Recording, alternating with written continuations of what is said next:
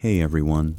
Tonight we're going to dive into the wild, whispered world of medieval romance, where love was less about swiping right and more about stealing glances without starting a holy war. You stand in a dimly lit banquet hall, the air thick with the scent of roasted meats and flickering torchlight casting shadows on stone walls, as a noble lady across the room catches your eye hold it too long, and suddenly you're dueling her father at dawn.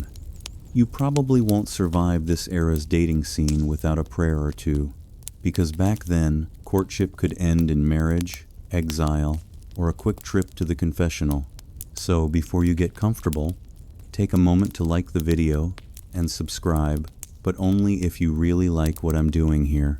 And let me know in the comments where you're tuning in from and what time it is there. It's always cool to see who's joining this bedtime journey from across the globe.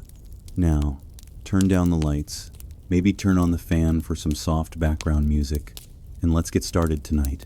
You shuffle into this baffling realm of medieval romance, where dating advice feels like a mix of astrology charts, pork fat remedies, and the occasional hidden jewel tucked into a glove. Imagine you're a young squire in 14th century Europe, your heart pounding as you try to impress a lady at court. Modern dating apps seem tame compared to this, where your main flirting tool is a lute strung with catgut and a desperate prayer to avoid the plague. You thought Tinder was complicated? Try navigating love when a wrong look could spark a lawsuit or a family feud that lasts generations. But hey, at least back then, ghosting meant literally vanishing into a monastery, not just ignoring texts. You ease into the scene, the soft hum of that fan in your room mirroring the distant murmur of a medieval market square. Eye contact, that simple modern connector, builds nothing but suspicion here. You lock eyes with a potential beloved across a crowded hall, the air heavy with wood smoke and unwashed wool too brief a glance, and she thinks you're uninterested. Too long, and boom, you're basically proposing marriage or challenging her kin to a duel. Romantic, sure, but risky enough to make your palms sweat. Courtly love manuals, those dusty tomes passed around like forbidden memes, advise you to gaze softly, yet sincerely, a phrase that sounds like a bad pickup line from a perfume ad. Your ideal stare lands somewhere between "I deeply admire your embroidery skills" and "I'm not plotting to invade your estate." One popular guide warns against lingering stares that cause blushing awkward, since blushing could stem from wind, wine, or that ever-present plague threat. If she turns pink, you immediately look away, cross yourself, and maybe bolt for the nearest region just to be safe. Joke's on you if it's the plague. Historians still debate whether more medieval romances fizzled from bad timing or actual outbreaks. The church, ever the buzzkill, isn't thrilled about any of this gazing game. You hear priests preaching from pulpits, their voices echoing like a stern ASMR session, warning that excessive eye contact opens your soul to temptation and probably gout. Because why not throw in a random ailment? True affection, they insist, comes from pious admiration, not this flirty eye stuff.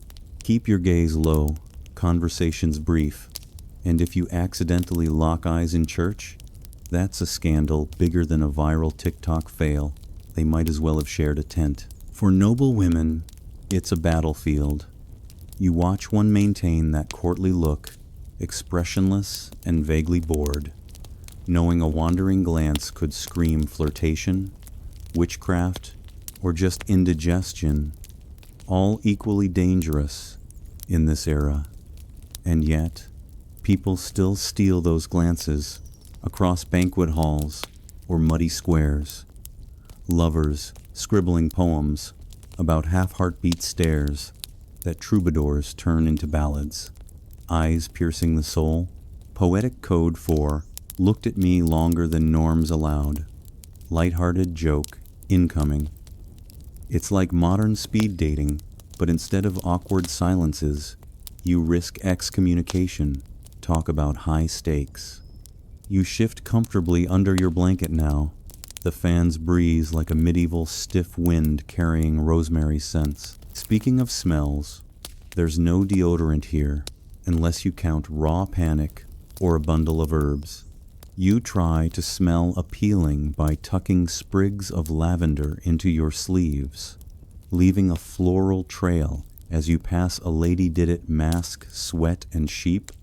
Not really, but effort counts, right? Wealthier folks carry pomanders, those fancy spice balls dangling from belts, swaying like a dramatic accessory, saying, "I bathe," eventually. Women tuck herbs into corsets for scent and flee. Repellent romance is easier without lice, after all. You rub basil on your skin for boldness, mint for freshness, maybe marjoram for charm. One 13th century text claims time on the chest makes the heart visible, symbolic, or horrifying. Either way, someone tried it, probably regretting the rash. Garlic's a mixed signal. Vitality, yes, but you smell like a turnip cellar. Breath reeking of beer and fish? Just Tuesday. Odd detail. Some desperate suitors used pork fat as a base for herbal rubs, turning skincare into a bacon. Scented disaster imagine proposing smelling like breakfast. Poetry isn't for artsy types here. It's your love language, especially if you're socially awkward with more ink than charm. You pen verses comparing her to the Virgin Mary. Nothing says modest courtship like equating your crush to the Holy Mother. These poems mix romance with religion to dodge church wrath, avoiding excommunication for being, well, horny in rhyme. Your average suitor writes, "O lady, purest of light, thy gaze more sacred than saintly rite?" Sweet, until you realize it's basically calling her a baptismal font. This sparks romantic confusion. Is it for you or a monastery? One famous poem dubs the beloved my angel of chaste delight, the kind that gets left unread even in the 12th century. Nobles hired troubadours for deniable verses, praising hair, soul, and virtue without sinful hints. Medieval sexting as 27 stanzas of I admire from afar. Women reply honestly, "I like your courage, manners, and land." Solid criteria still. Joke 2. It's like ghostwriting a Tinder bio. But if it flops, claim it's for a non-plausible deniability at its finest. You feel the narrative pull you deeper, like sinking into a feather bed. Canonical event. The circulation of Andreas Capellanus's De Amore in the 12th century, a guide codifying courtly love, rules that shaped European romance for ages. But not all's poetic. Some take it further with scented letters. You season your heartfelt message with cinnamon for passion, cloves for devotion, by delivery. It smells like stew after rainy travels. Fold-in petals or rosemary. One suitor's fennel gets mistaken for an insult unless she's a salad. Wealthy scrolls drip rosewater, seals scented with frankincense and family crests. Too far, letters so spiced they're thought medicinal or cursed, attracting mice once. Modern joke 3. Like spraying axe on a love note, overwhelming, but at least no rodents in your DMs. Gifts get weirder. You present a freshly slain boar's head to show bravery, a real I think of you when spearing move. Knights gift swans for purity or falcons for power, though falcons bite fingers. Less noble. A duck that escapes into a well, dooming the baker's romance. Apex. Ceremonial deer at banquets, awkward with 50 witnesses. If she's vegetarian, backfire. Flattery's a minefield, praise her shoes instead. pointed poulaines tied to knees for grace. Safe, coded, I've noticed you. Etiquette books say comment on garments, but eyes below ankles to avoid shame. Reverse works. Her boot compliment seals deals. One exchange. Fine shoes, well-stitched cloak. Months later, married, plus goats and vineyard. Timings lunar. Confess under waxing moon for growth. Avoid waning, or you'll diminish like bad soup. Full moon, emotional mess. Eclipse, embarrassment. A 14th century monk warns, new moon brings misfortune and goose bites. Coincidence? Number nobles. Consult astrologers before letters. Excuse. Saturn's retrograde. Heart obeys cosmos. Potions. Brew with honey. Deer. Heart. Stir in graveyard. Dirt. Or cat fat. For weirdness. Ingest or bury. One seduces via enchanted rosemary blame herbs. Courts prosecute bewitchers. Duels defend honor. Glance too long, sword out, insulted her virtue.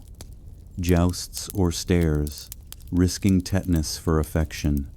Flattering, exhausting diffuse with cabbage cart, not jawline. Love and war match, strap armor, pin her ribbon red for passion, green risky. Critics call it laundry racks, but it attracts dates. Serenades at midnight. You sing with lute, voice cracking like dying goat. Drop ribbon or cough. Flop. Chamber pot water. Heroic to owls. Herbal faces. Rub basil for affection. Mint at sunrise. Apothecaries sell salves. Side effects? Sneezing. Goats. Flowers code. Roses love. Violets. Modesty. Yellow carnation. Rejection. Throw ditch? Hard no. Tournaments with bouquets as allegiance. Dances. Slow glides. Fingertip touches. Proposal. Level. Misstep? Unworthy. Observe style for personality. Flailing goose? Not ready. Family trials. Prove wealth. Teeth. Gifts like pigs. Riddles. Butter churning. Pass. Nod green lights. You linger in the flickering glow of that banquet hall, the echoes of family negotiations still hanging in the air like the faint tang of spiced wine. But now, your thoughts drift to the subtler arts of attraction, where scent becomes your secret weapon in this medieval game of hearts. You've just navigated the treacherous waters of parental approval, dodging riddles and churning butter like your life depends on it, because, honestly, in this era, it might. But let's pivot to something a bit more aromatic, shall we? The kind of seduction that doesn't rely on bold declarations or risky duels, but on the quiet power of smelling, well, less like a barn and more like a garden in bloom. You inhale deeply, imagining the earthy mix of lavender and sweat wafting through a crowded marketplace, where every whiff could seal a romance or send someone fleeing for fresher air.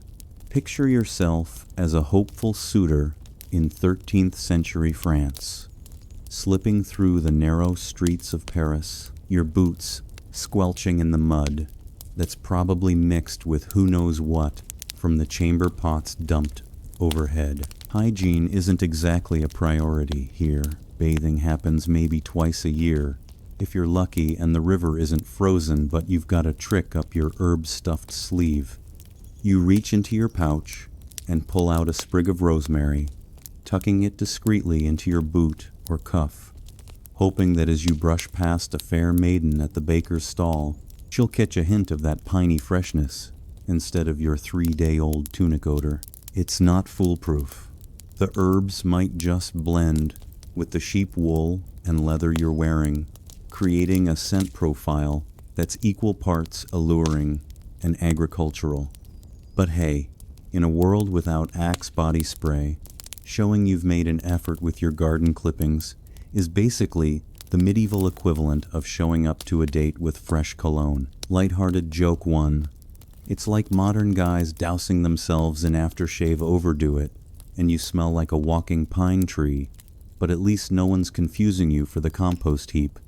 You delve deeper into this scented strategy, your senses tingling as you explore the apothecary's shop, shelves lined with dried bundles that crunch underfoot like autumn leaves.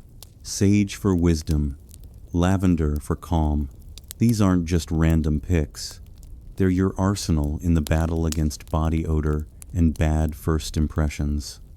If you're a man of means, you might splurge on a pomander, that ornate little ball of perforated metal or ceramic, stuffed with cloves, nutmeg, and dried oranges, hanging from your belt like a fashionable grenade. As you stride through the village square, it sways with each step, releasing bursts of spicy citrus that say, "I'm cultured, I'm cleanish, and I can afford to smell like exotic trade routes." Women aren't left out. You watch a noble lady slip a sachet of mint and rose petals into her bodice, the fabric rustling softly as she adjusts it, warding off fleas while subtly inviting compliments.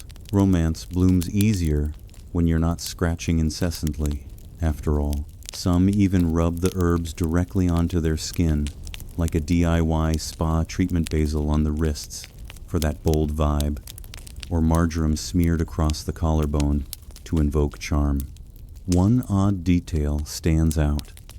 A 14th century manuscript suggests mixing these with pork fat for better adhesion, turning your seduction routine into something that smells suspiciously like breakfast sausage. Imagine leaning in for a whispered compliment, only for her to wrinkle her nose and ask if you've been curing hams. Talk about a mood killer. Canonical event time. The widespread adoption of pomanders really took off during the Black Death in the mid-1300s, when people believed strong scents could ward off the plague's miasma or bad air. You clutch your pomander tighter as you navigate a plague-ravaged town, the streets eerily quiet save for the distant toll of bells and the cries of cart drivers yelling, "Bring out your dead." What started as a health hack quickly morphed into a romantic essential.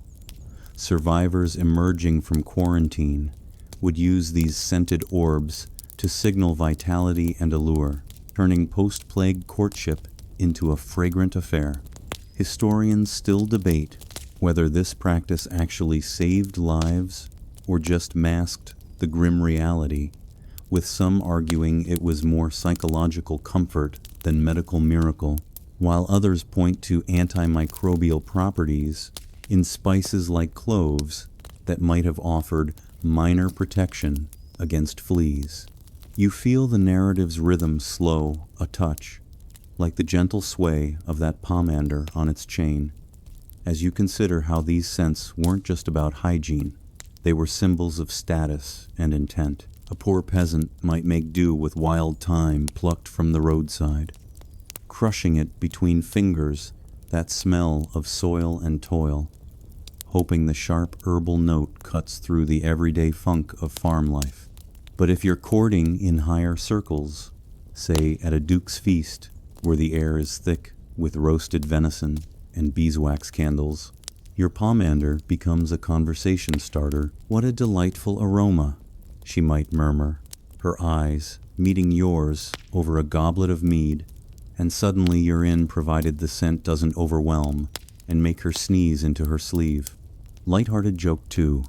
It's like today's essential oils craze, where everyone diffuses lavender for calm, but back then, overdoing it could lead to accusations of witchcraft instead of just a headache.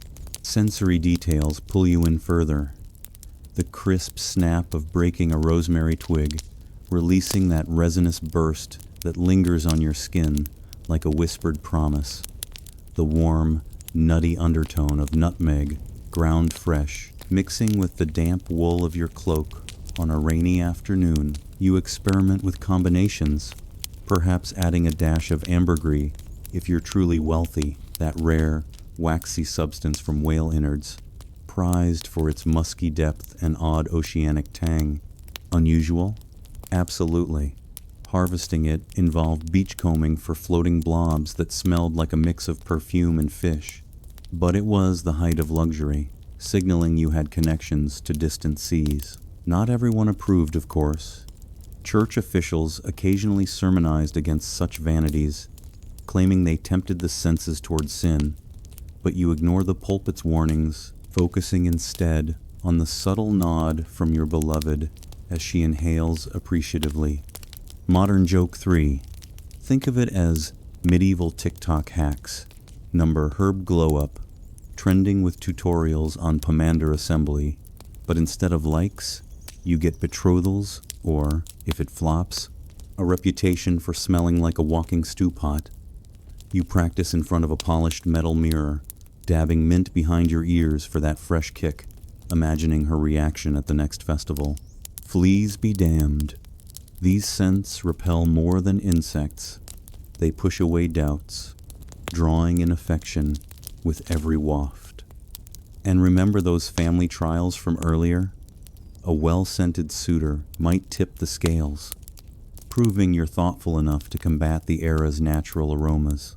As the fan's hum mimics a soft breeze through an herb garden, you sink deeper into this fragrant chapter, the world of medieval romance unfolding like petals under moonlight, one sniff at a time. But scents lead naturally into bolder gestures, like those poetic missives you craft, infusing parchment with rosewater to make your words linger long after reading. You seal it with wax scented in frankincense, the smoky trail evoking church incense and hidden passions. Or perhaps you tuck a dried violet inside, its faint sweetness a code for modesty and desire. The delivery boy's satchel might reek of rain and horse, but your letter arrives as a sensory delight, far from the plain ink scrawls of less inventive lovers. If things escalate, you brew a subtle potion, stirring honey and basil under a waxing moon, whispering incantations that blend scent with spellcraft. Success? She blushes at your next encounter, attributing it to your natural charm, or is it the deer heart powder? Either way, victory smells sweet. You circle back to daily life, where even chores carry romantic potential. Washing linens with herbal infusions, or scattering lavender on floors to freshen a chamber before a clandestine meeting. Oddly, some texts recommend burying scented tokens under thresholds for luck in love, turning your home into a buried treasure of aromas. Debate rages among scholars on whether these practices stemmed from pagan rituals or practical pest control, with evidence pointing both ways in surviving herbals.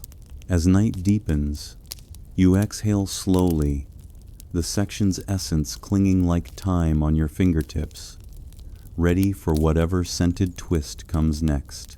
You drift seamlessly from those fragrant whispers of herbs and spices, the lingering trace of rosemary still tickling your nostrils like a half-remembered dream, into the more ethereal realm of words woven into verse, where poetry becomes your shield against the prying eyes of the church and the judgmental glares of society. Remember how you tucked that sprig into your sleeve to mask the everyday odors? Well, now imagine channeling that same subtlety into ink on parchment, crafting lines that dance around desire without ever quite naming it, turning your affections into something that sounds more like a hymn than a heartfelt confession. You're no longer just a suitor smelling of lavender. You're a poet, quill in hand, scratching out stanzas by candlelight in a drafty chamber, the wax dripping slowly like the cautious beats of your heart, hoping your words will woo without landing you in hot water, or worse, the confessional booth. You settle into this poetic pursuit, the soft crackle of the fire in your mind's eye, mirroring the quiet hum of that fan in your room, as you realize that in medieval Europe, poetry isn't some optional flair for the artistically inclined. It's practically mandatory if you're awkward in person, but overflowing with feelings. You hunch over a wooden desk, the rough grain pressing into your forearms, dipping your quill into ink that smells faintly of iron and oak galls, trying to express your admiration without crossing into the forbidden territory of outright lust. The trick? Compare her to divine figures, wrapping your compliments in layers of religious imagery so thick that even the most hawk-eyed priest might nod approvingly instead of calling for the inquisitors.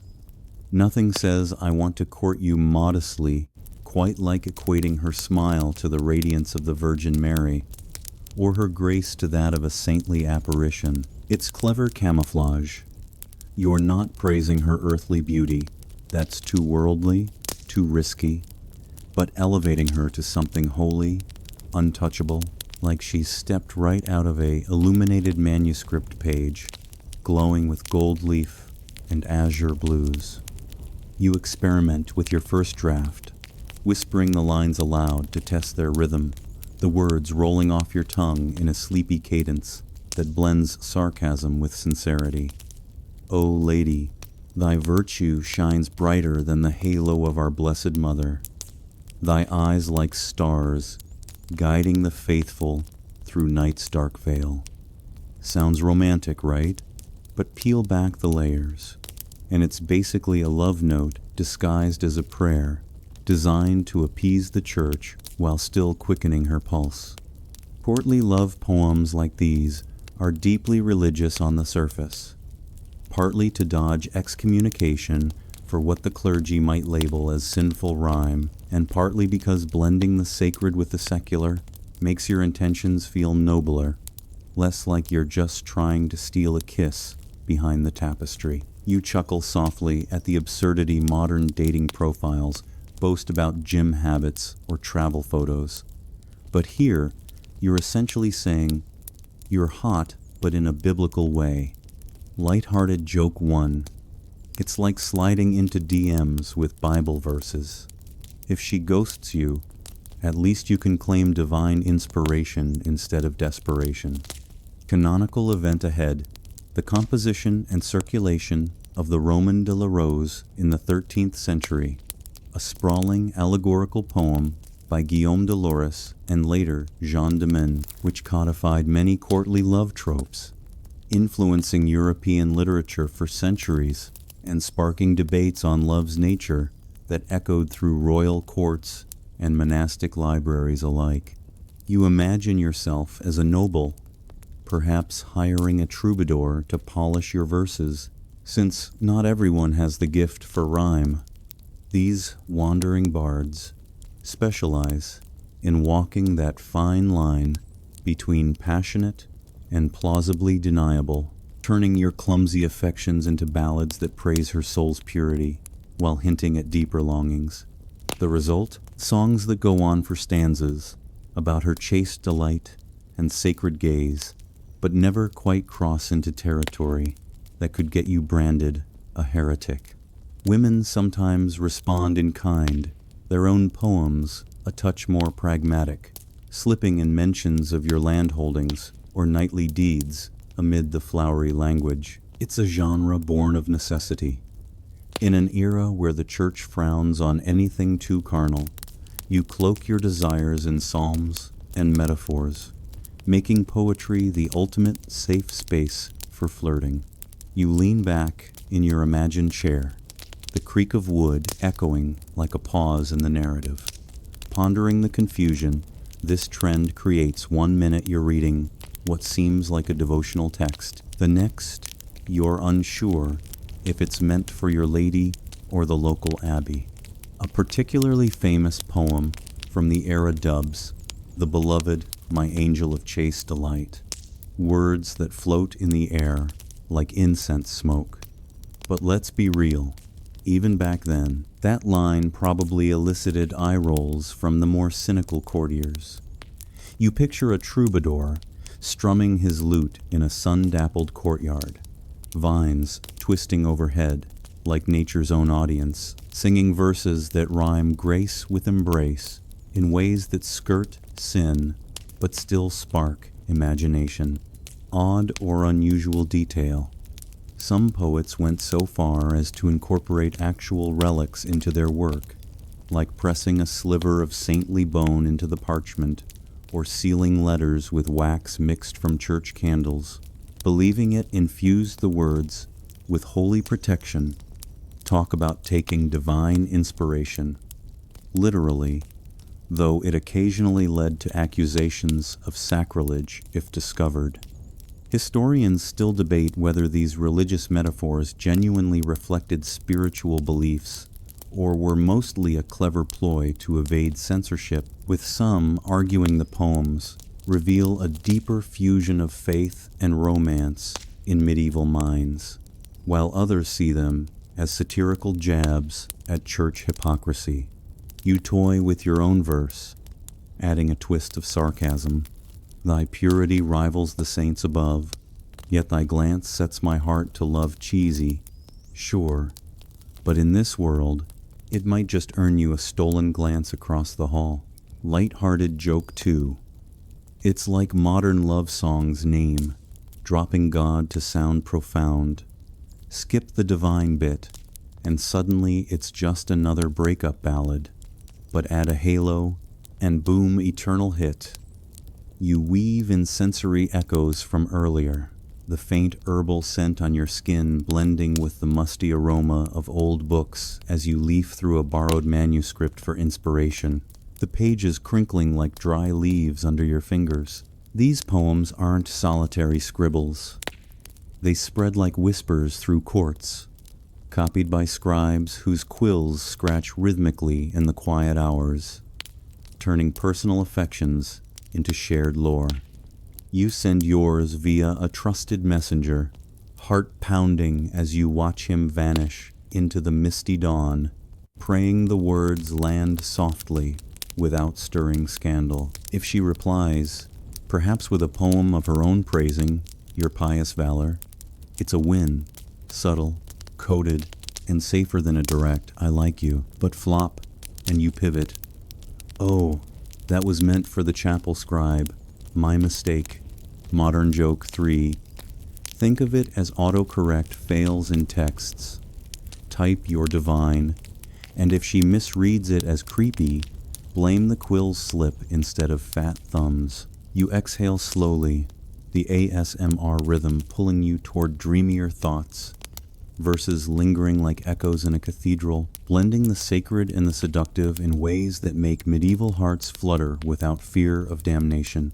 From here, the poetry naturally evolves into scented letters, where you infuse the parchment with rose petals to make your divine words even more irresistible, the aroma rising like a prayer as she unfolds it in her chamber.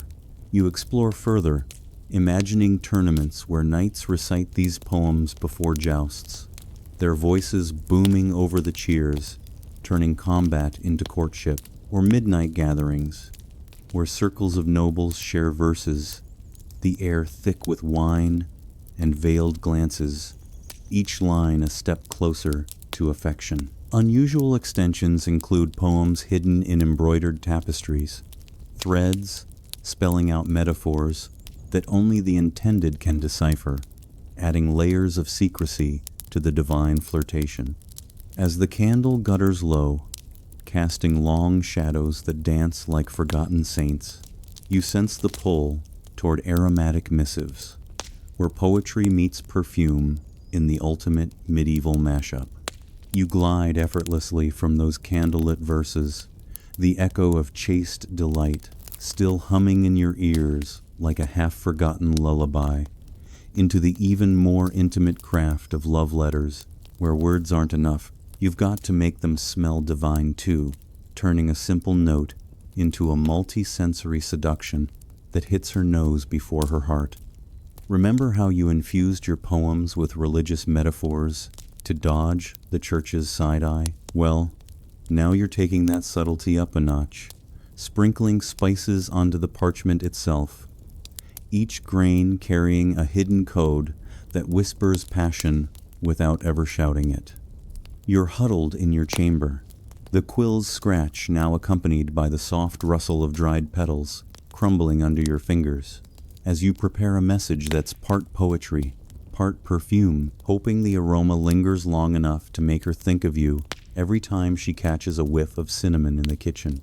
You unfold a fresh sheet of parchment, its rough texture scraping lightly against your palm like aged leather, and begin seasoning it with the spice rack's finest cinnamon for that fiery passion, cloves dusted sparingly for devotion, maybe a pinch of nutmeg if you're feeling bold and want to impress with your delicate sinuses vibe.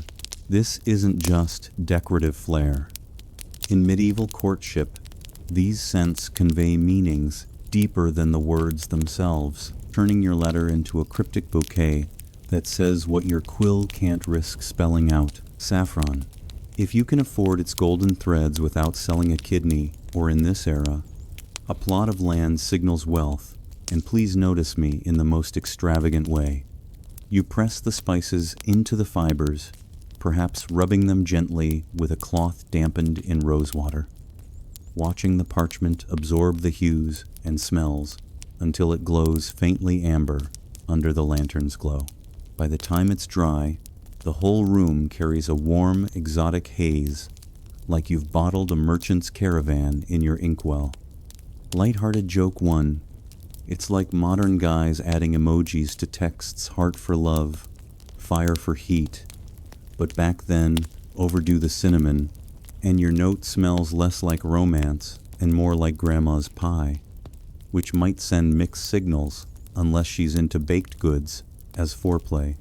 You fold in actual flower petals for that extra touch, violets crushed for their sweet modesty, or rosemary sprigs that release a piney burst when she unfolds it, each element chosen to amplify your poetic restraint from earlier. One ill-fated suitor, legend has it, tucked in fennel seeds thinking they'd add a fresh note, only for the lady to interpret it as an insult. Fennel symbolized flattery or deceit in some herbals, unless she mistook the whole thing for a salad recipe. You seal it with wax scented in musk or frankincense, pressing your family crest into the warm blob, the smoke curling up like a prayer for safe delivery. But travel's no joke. Your messenger trots off on a muddy road, the satchel bouncing through rain and goat herds, turning that carefully spiced masterpiece into something that arrives smelling vaguely like parchment stew, damp, spicy, and mysteriously alluring if she's forgiving. In wealthier courts, entire scrolls get infused with oils, not for subtlety, but for an overwhelming floral assault that smacks her senses like a velvet glove. You imagine her reaction, nose twitching as she breaks the seal, the aroma wafting up in a cloud that makes her chamber feel like a secret garden amid the stone walls. Canonical event on deck. The compilation of the Ars Amatoria influences lingering into the medieval period, but more directly, the 14th century circulation of Christine de Pisan's The Book of the City of Ladies, which critiques and refines courtly love traditions, including the art of scented correspondence as a tool for women's agency in romance, sparking a wave of epistolary customs across Europe. You ponder adding a daring twist, like folding in crushed lavender for loyalty or rose petals that flake off like confetti when she reads it, each speck a tiny reminder of your intentions. Odd or unusual detail. Some ambitious lovers went overboard by including edible elements like candied spices or even thin slivers of preserved fruit pressed into the wax, turning the letter into a snackable token practical for long journeys, but risky if mice nibbled en route. leaving her with a half-eaten declaration of love.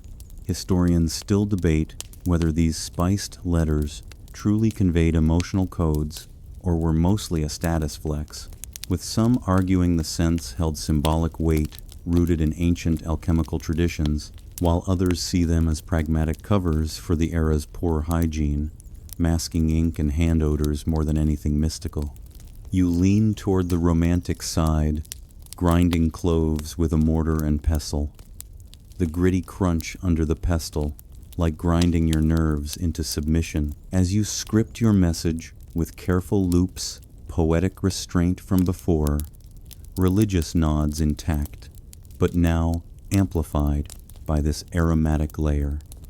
The result, a letter that's safe yet seductive, wrapping your vulnerability in smells that evoke distant lands and hidden desires. Light-hearted joke 2. It's like scenting your resume for a job interview today, spritz cologne to impress. But in medieval times, too much nutmeg, and she thinks you're applying to be the court baker instead of her beau. You envision the delivery, the parchment handed over discreetly at a feast, or slipped under her door by a trusted servant, the spices activating in the warmth of her hands. She inhales, eyes widening at the blend of passion and piety, perhaps fanning it toward her face like a fan in summer heat. If you're lucky, she responds with her own scented reply, petals included, turning your exchange into a fragrant dialogue that builds tension without a single risky gaze. But beware the pitfalls. One famously overspiced poem attracted rodents during transit. Arriving chewed, and less than charming lesson learned moderation in musk. Modern joke 3. Think of it as adding filters to selfies. Enhance the appeal, but overload, and it comes off fake back then. Excess cloves might label you trying too hard, just like over-edited pics today. You tie this back to earlier flirtations, those herbal rubs on your skin now echoed in the letter's essence, making your presence felt even from afar. Sensory overload. The sharp tang of cinnamon biting the air, mixed with the sweeter undertone of dried oranges, all clinging to the parchment like dew on morning grass. You experiment further, perhaps dipping the quill in infused ink for a subtle hue shift, words blooming red from beetroot or gold from saffron. In tournaments, knights might attach these letters to lances as tokens, the scent wafting during charges like a battle cry of affection, or in quiet convents, where such missives sneak past watchful eyes, the aroma a silent rebellion against vows. You slow the pace, breathing in the imagined spices, the narrative curling like smoke from a censer, linking poetry's divine veil to this tangible, sniffable seduction. From here, these letters pave the way for bolder gifts, like presenting the spoils of a hunt wrapped in ribbon, the bloody token a stark contrast to your fragrant words, yet both screaming devotion in their own messy way. As the lantern flickers low, casting spicy shadows, you seal your fate with one last dusting, ready for whatever aromatic adventure unfolds next. You ease out of those spiced letter reveries, the faint nutmeg still tickling your imagination like a lingering dream spice, and step into the rugged outdoors where courtship turns primal, your boots crunching through forest underbrush as you heft a freshly slain boar's head, its tusks glinting in the dappled sunlight, ready to present it as proof of your bravery and a not-so-subtle nod to your hunting prowess. Remember how you dusted cinnamon on parchment to whisper passion? Well, now you're trading subtle scents for something far bloodier. A gift that screams I braved the wilds for you without needing a single poetic line or herbal rub to back it up. You're a knight errant in the misty woods of 14th century England, sweat beading on your brow from the chase, heart pounding, not just from the hunt, but from the thought of her reaction. Will she gasp in admiration or politely hide her horror behind an embroidered handkerchief? In this era, modern flowers and chocolates pale against the raw symbolism of a dead animal, wrapped in ribbon or not, because nothing says commitment like risking a goring just to impress. You stalk through the thicket, the air heavy with the metallic tang of blood and the earthy musk of damp leaves underfoot, your crossbow still warm from the shot that felled the beast at your feet. Hunting gifts aren't some quirky outlier in medieval romance. They're encouraged, a staple in chivalric tradition, where proving your masculinity means coming home with spoils that reflect your worth as a provider and protector. You kneel to dress the kill, wrapping the boar's head in a cloth sack to keep it presentable, steaming slightly, eyes glassy, but tusks polished for that extra flair, knowing this isn't considered strange, but romantic. A way to say, I think about you when I throw spears without the awkwardness of eye contact or lunar timing from before. Knights like you frequently gift these to beloveds, a bouquet of roses, nice, but a fresh stag's antlers on a platter. That's the real deal, symbolizing aim, courage, and the subtle brag that you're basically a medieval action hero. Women are expected to respond with feigned delight, a well-practiced gasp or nod, even if internally they're wondering where to stash their third hair of the week without attracting flies. You haul your prize back to the castle, the weight tugging at your shoulders like the pull of expectation, imagining her at the banquet hall where you'll unveil it amid cheers and the clink of goblets. Some tokens carry deeper meanings, a swan for purity and grace, its long neck arched elegantly, assuming it didn't nip at you during capture, a falcon for nobility and power, though training one means constant feeding and the risk of finger-biting mishaps that could derail your wooing. Less noble suitors like bakers or millers opt for smaller prey, hedgehogs or rabbits bundled in baskets. But one lovesick baker reportedly gifted a live duck that escaped into the family's well, flooding the romance before it began. Talk about a relationship going down the drain. Light-hearted joke one. It's like modern guys flexing gym selfies on dating apps. Show off your gains, but if the pic's blurry or the duck dives, you're sunk faster than a leaky boat. Canonical event incoming.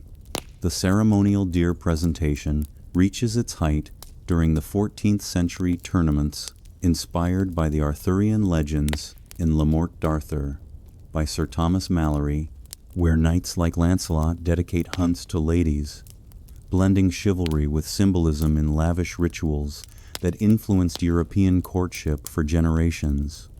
You arrive at the feast, the hall alive with the roar of laughter and the sizzle of roasting meats, presenting the full roasted deer on a silver platter in her honor, accompanied by minstrels strumming lutes and about 50 onlookers, pretending this isn't incredibly awkward, with the antlers poking at tablecloths. The symbolism runs deep. The deer's agility mirrors your pursuit of her heart. It's meat, a promise of provision. But if she's got a weak stomach or prefers veggies, the gift backfires spectacularly, leaving you with a bloody mess and a bruised ego. Odd or unusual detail. In some regions, the heart of the beast was carved out and presented separately, still warm and wrapped in silk, believed to transfer the animal's vitality to the relationship, romantic or revolting, depending on your tolerance for organ-based gestures. Historians still debate whether these hunting gifts genuinely reflected affection or were more about displaying social status and alliance building, with some arguing they stemmed from ancient pagan rituals of fertility and sacrifice, while others see them as practical exchanges in a meat-scarce economy masked as romance. You stand there, beaming as she accepts with a curtsy, the crowd toasting your valor. But deep down, you know this is the era's version of a grand gesture braved the forest, risked infection from scratches, thought of her the whole time, amid thorns and snarling wildlife. For noblemen, it's strategic too. A successful hunt boosts your standing, earning patronage or even baked goods upon return. Though critics whisper, it makes warriors look more like butchers than lovers. You ignore the naysayers, focusing on her smile. The boar's head now centerpiece, as servers carve it amid wafts of gamey steam mixed with hearth smoke. You tie this back to scented letters from before, perhaps wrapping the gift in parchment dusted with cloves to mask the blood's iron edge, blending aroma with action for double impact. Sensory details envelop you. The sticky warmth of fresh hide against your hands, the distant howl of wolves echoing your inner thrill, the salty drip of sweat mixing with forest pine on your skin. Light-hearted joke too. It's like ordering Uber Eats for a date, but delivering it yourself on horseback, extra points for freshness. But if the boar's undercooked, you're both down with food poisoning instead of butterflies. You venture deeper into variations, like gifting a basket of doves for peace, or a skinned rabbit for humility, each chosen to match her temperament without overwhelming the larder. In village settings, it's simpler, a ferret or fish from the stream, but the intent remains. Show you're capable, caring, and not afraid of mud. Modern joke 3. Think of it as posting hunting pics on Instagram today. Tag her in the trophy shot, but back then, no filters needed, just raw, unedited devotion with a side of fur. You bask in the afterglow of presentation, her nod sealing the moment, the hall's warmth lulling you toward thoughts of duels or dances ahead. But for now, this bloody token bridges the gap between word and deed. You slow your stride, the forest path widening back to civilization, pondering how these gifts evolve into footwear compliments or lunar confessions later, each layer building the intricate web of medieval wooing. As the sun dips, casting long shadows like forgotten arrows, you exhale the day's exertion, the narrative humming onward like a distant horn call, ready for whatever quirky ritual awaits in the twilight of affection. You wipe the last traces of forest grit from your hands, the metallic tang of the boar's blood fading into memory like a distant hunt's echo, and step back into the polished halls of courtly life, where compliments replace crossbows as your weapon of choice, turning something as mundane as footwear into a stealthy code for affection that won't get you excommunicated or challenged to a dawn duel. Remember that steaming deer's head you presented with all the flair of a chivalric showman? Well, now imagine dialing back the drama to something subtler, safer, like admiring her shoes from across a tapestry-lined room, your voice low and measured to avoid stirring the ever-watchful chaperones or prying priests. You're a cautious courtier in 13th century Italy, eyes darting to the floor, where her pointed poulaines peek from beneath her gown's hem, those elongated toes tied up to her knees with ribbons to prevent tripping into a moat or a misunderstanding. Praise them wisely, and you've shot your shot without risking your soul or your spleen. You navigate this flattery minefield with the precision of a tightrope walker over a castle drawbridge, the air in the great hall thick with the murmur of conversations and the faint clink of silverware on trenchers, knowing that open compliments on her beauty could land you in scandalous territory faster than a misplaced glance. Telling her she's radiant, too forward, might imply sinful thoughts. Commenting on her lips or hair. Outright dangerous, especially if it's hidden under veils and wimples that scream divine protection louder than a sermon. So, you pivot to the safe ground, literally focusing on her shoes, those practical yet fashionable statements that allow you to seem respectful, observant, and not immediately hellbound. You lean in slightly during a lull in the feast's chatter, murmuring something like, "Your poulaines are finely crafted, my lady, and carry you with such grace," your words floating out on a breath, scented with the wine you've been nursing to steady your nerves. It's the medieval version of a low-key compliment, shooting your shot from across the room while staring at the floor, because in this world, ankles are the new eye contact, and anything above risks a family feud or a confessional marathon. You practice this art in quieter moments, perhaps strolling the castle gardens where gravel crunches underfoot like a ASMR soundtrack of pebbles whispering secrets, eyeing the latest footwear trends that make walking a feat of balance and elegance. Poulaines, those wildly popular pointed shoes, stretch out absurdly long, sometimes a foot beyond the toe, forcing wearers to tie them up or risk tumbling like a jester in a comedy of errors if she glides through without a stumble. That's genuinely impressive, a sign of poise worth your coded admiration. Complimenting them lets you appear chivalrous without wandering into forbidden zones.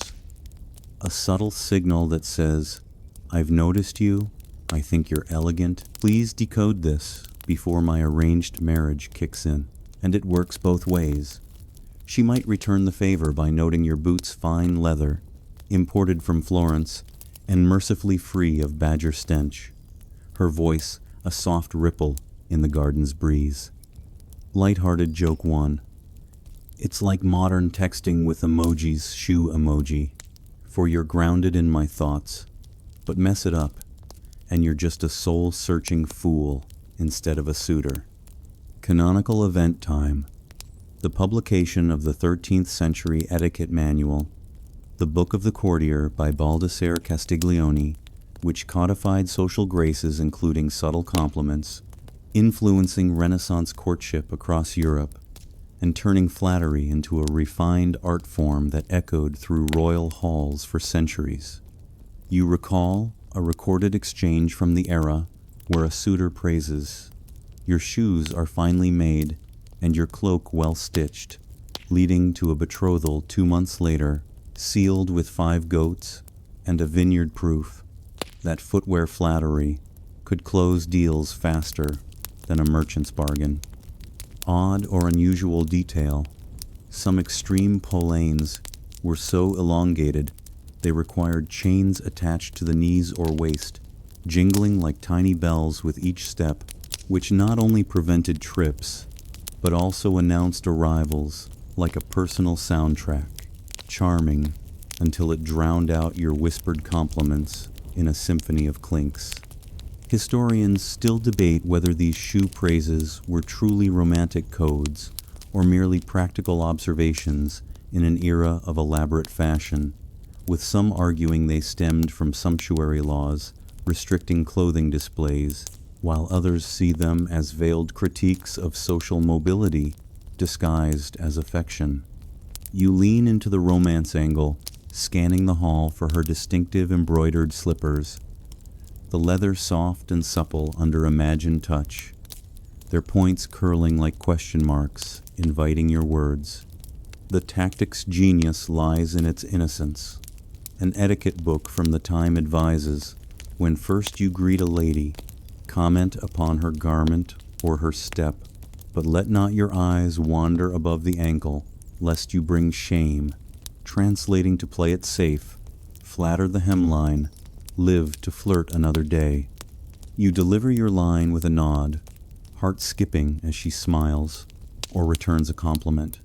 Basically a proposal in code, heaven forbid she mentions your spurs, and suddenly you're planning a vineyard together. You weave this into earlier rituals, those hunting gifts now echoed in the sturdy boots you wore on the chase, their mud-caked soles a testament to your valor that she might subtly acknowledge without veering into impropriety. Sensory immersion pulls you deeper. The creak of new leather bending with each stride, the faint polish scent mingling with hall's beeswax candles, the cool stone floor seeping through thin soles like a reminder of grounded intentions. Light-hearted joke too. It's like complimenting someone's socks on a first date today. Safe, quirky, but if they're mismatched, you might accidentally start a fashion feud instead of a flirtation. You explore variations across classes.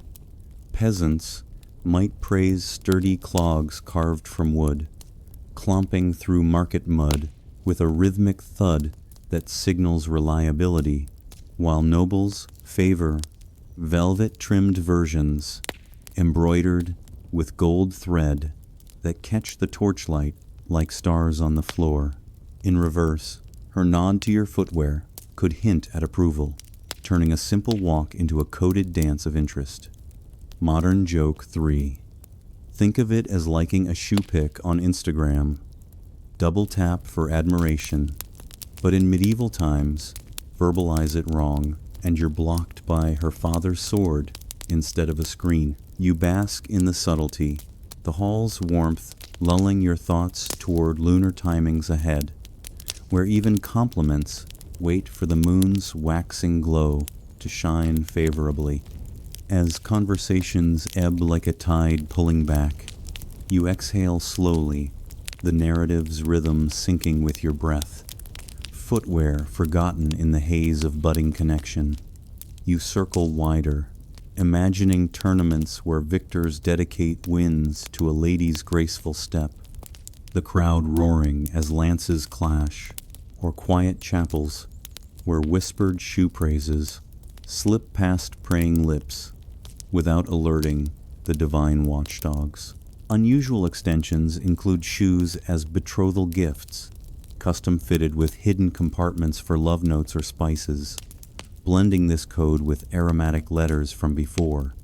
The debate lingers in your mind, a sleepy puzzle of intent versus etiquette, as shadows lengthen across the flagstones, inviting the next layer of medieval mystery under starlit skies.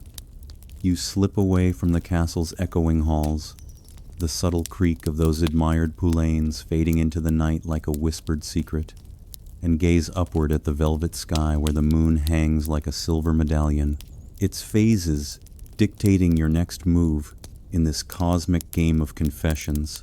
Because in medieval times, timing isn't just everything it's written in the stars, and messing it up could leave you single, cursed, or worse, blamed for a bad harvest.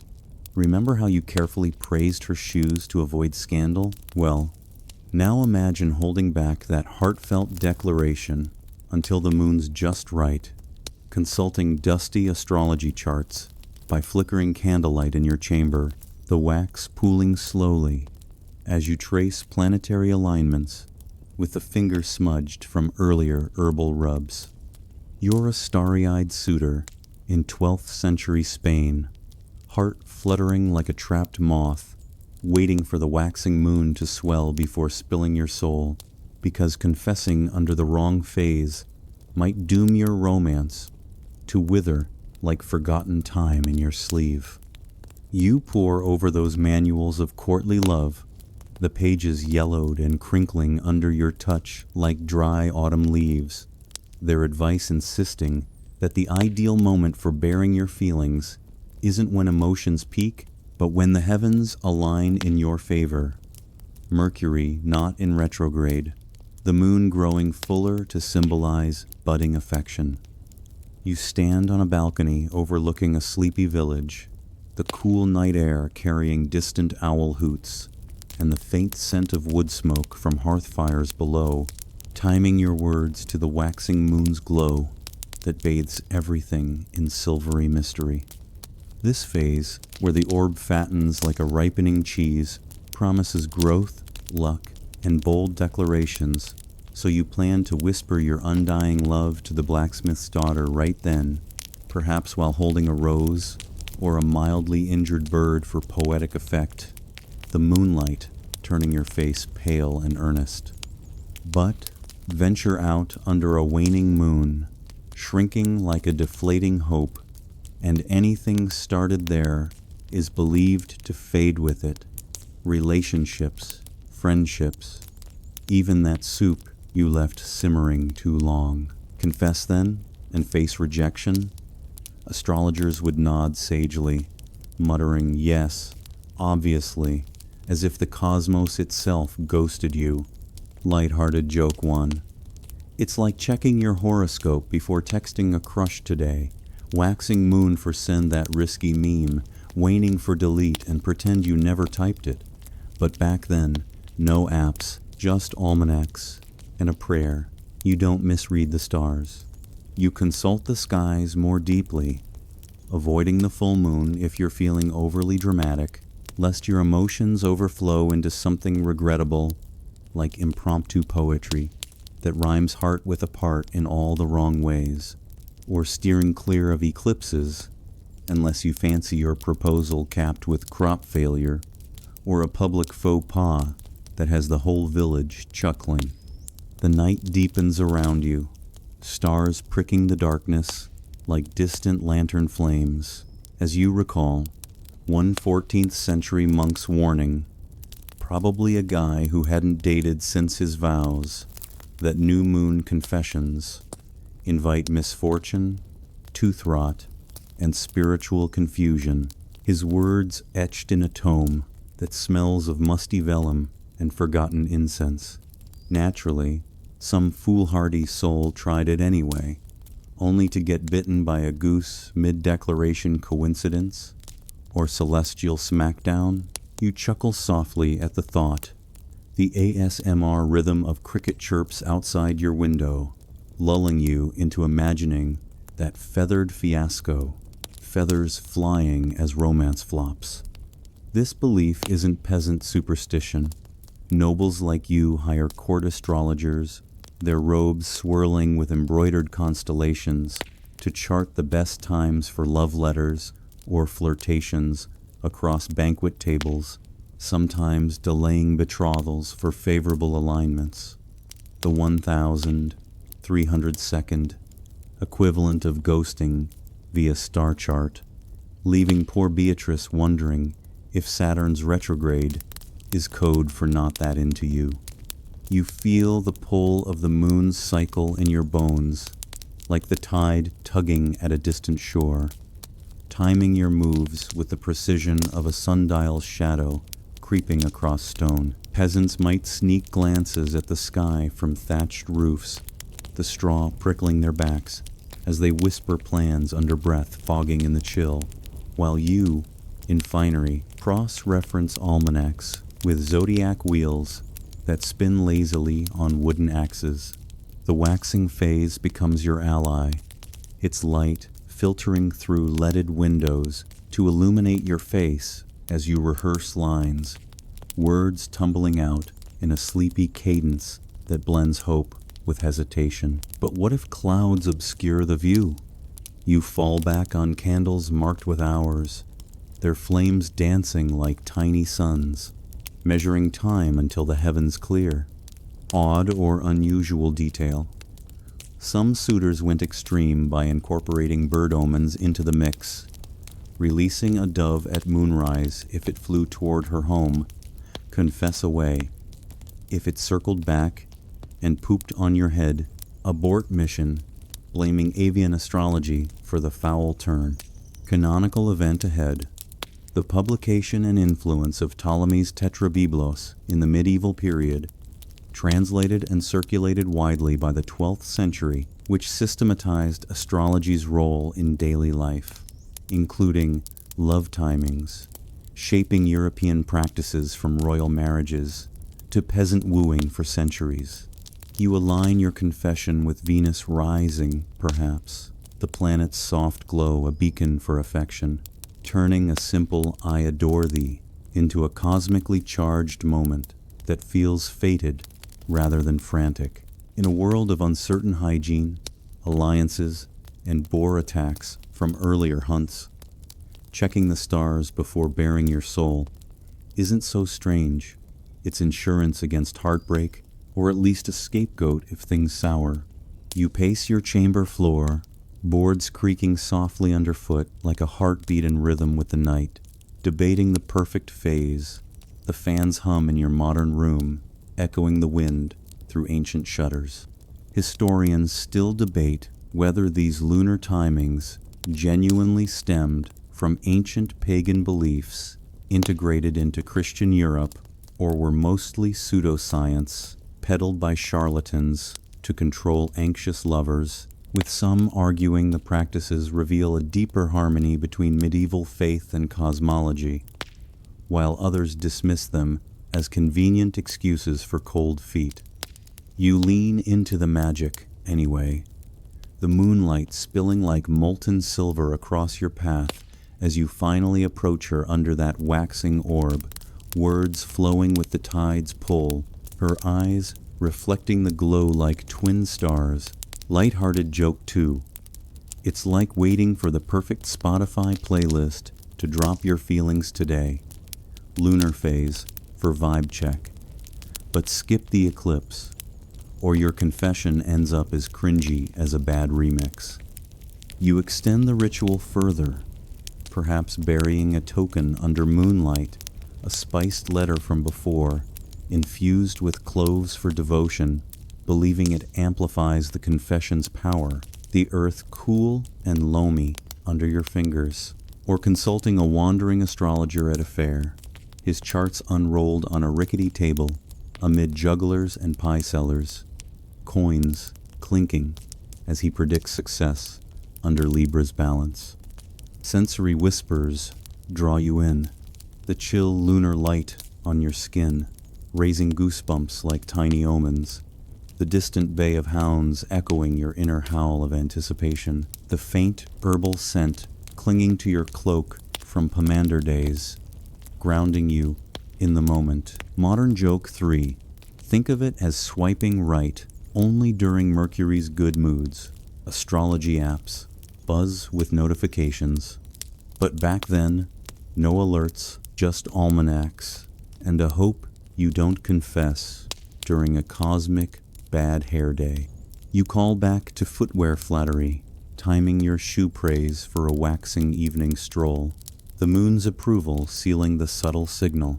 As confessions loom, potions brew in the next shadow, herbs and hearts stirring under the same starry watch. The night envelops you softly, the narrative's rhythm slowing like the moon's arc, whispers of fate lingering in the air, like mist rising from a river at dawn.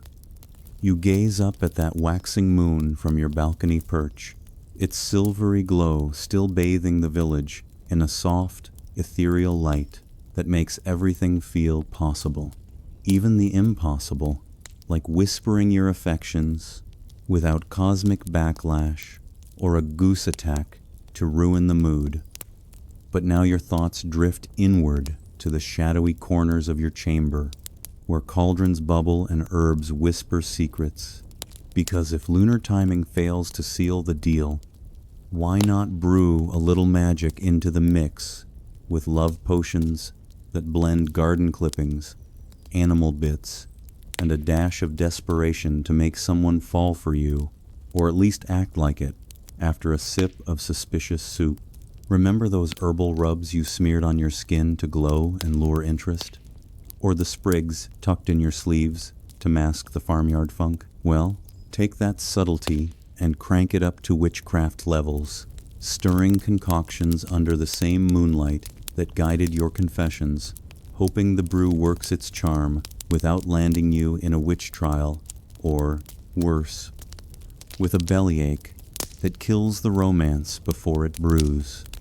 You hunch over a wooden table in the dim flicker of a tallow candle, its greasy smoke curling up like skeptical eyebrows at your endeavors, the air thick with the pungent steam rising from a small iron pot where honey simmers slowly, bubbling like your nerves on a first encounter.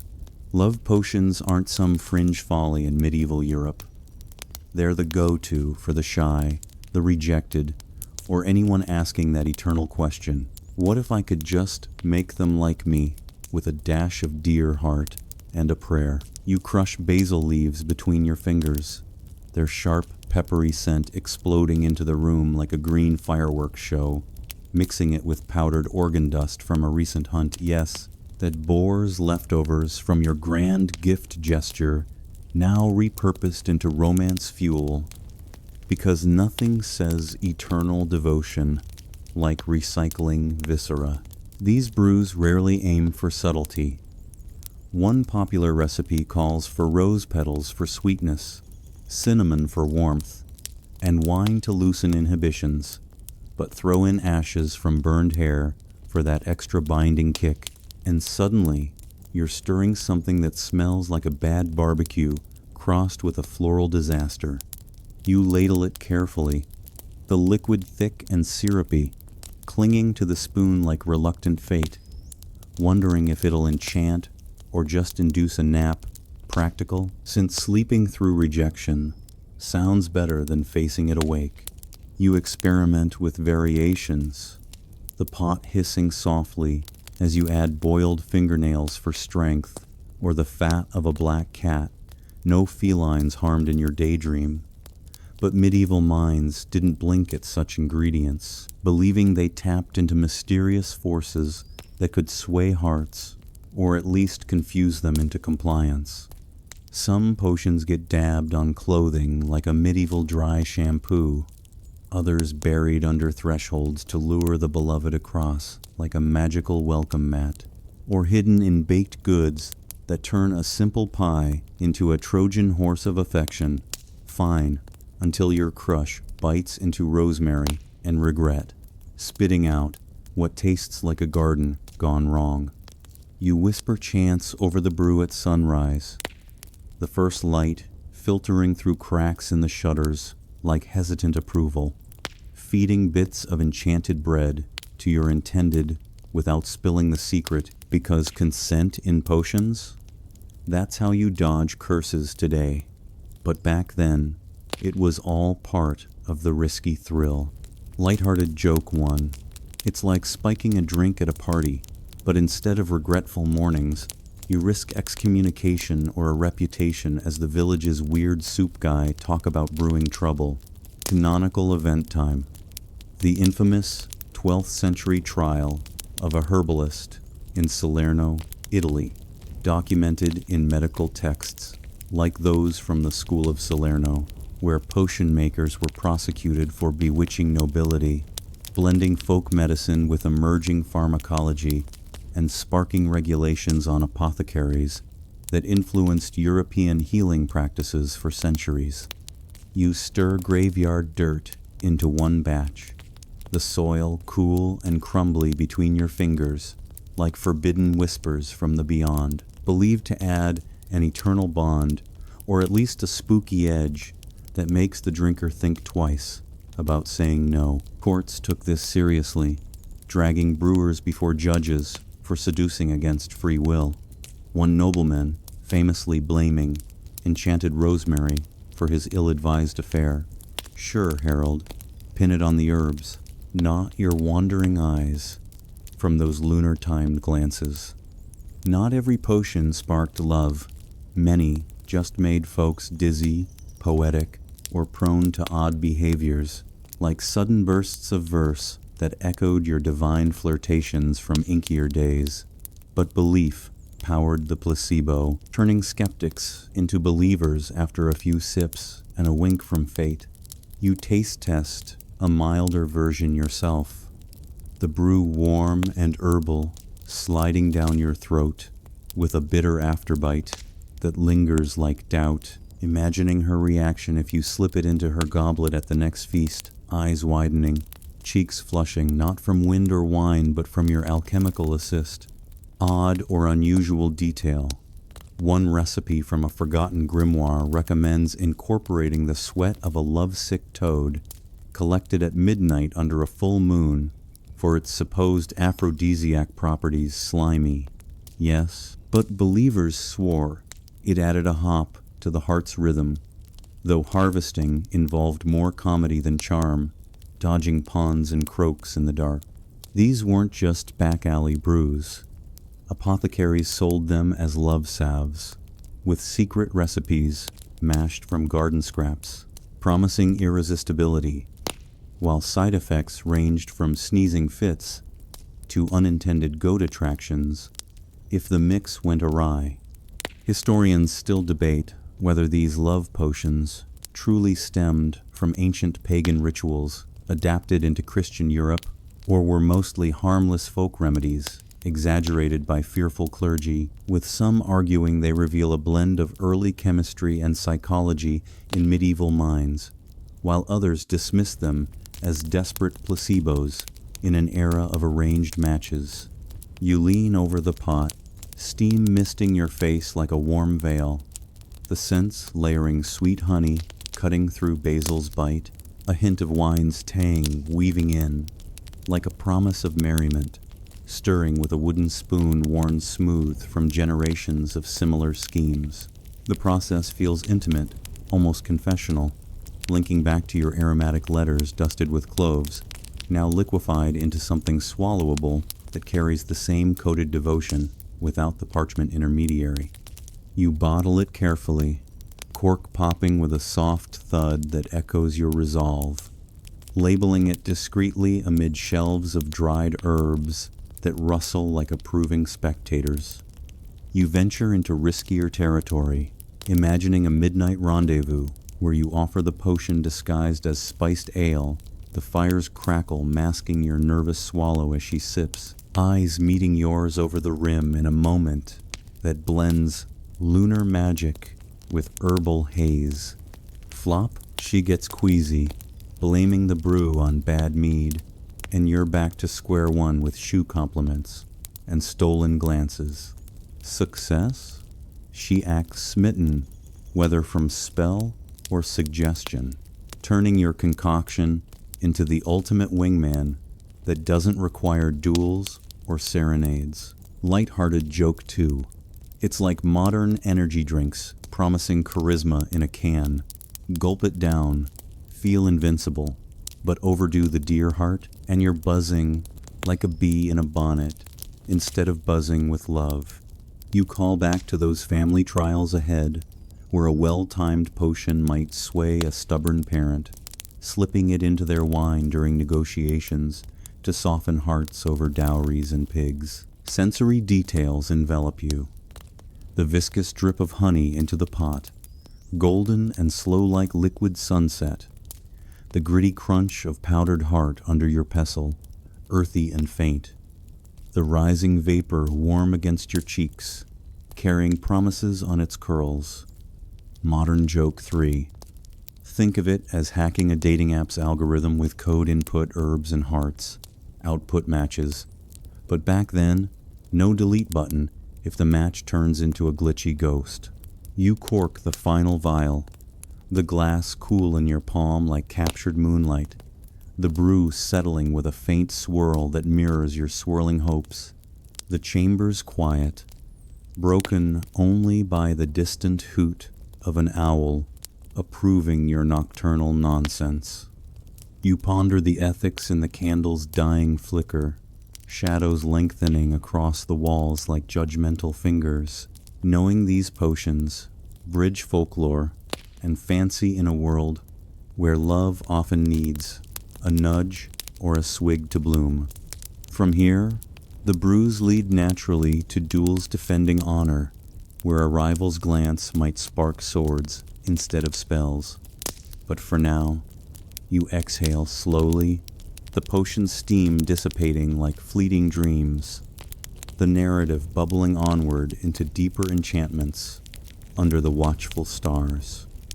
You sheath your metaphorical quill from those potion-stirring escapades, the last wisps of herbal steam dissolving into the night air like a failed enchantment fizzling out, and stride into the clangorous world of honor duels, where a misplaced glance at your beloved could escalate from flirty eye contact to full-blown swordplay, faster than a waning moon turns your luck sour, because in medieval Europe, defending a lady's virtue often meant drawing blood instead of just drawing up an astrology chart.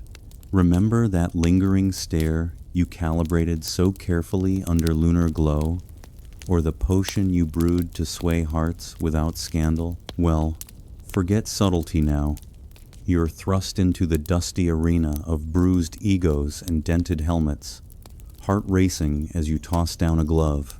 Yes, that dramatic gesture was real, announcing your challenge with a voice that echoes off stone walls, all because some rival held her gaze half a second too long, turning chivalry into a contact sport where the prize is her mild impression and a vague shot at her hand, not to mention avoiding tetanus from a rusty blade.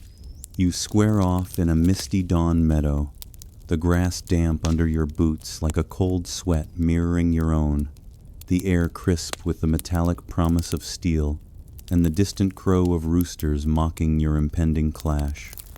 In this era, love isn't just a heart matter, it's honor-bound, where if another man so much as winks at your intended, etiquette demands one of two paths: pen, a passive-aggressive poem, laced with divine metaphors from your inkier days, or more commonly, challenge him to a duel that could end in glory, gore, or a very angry staring contest, if swords feel too final.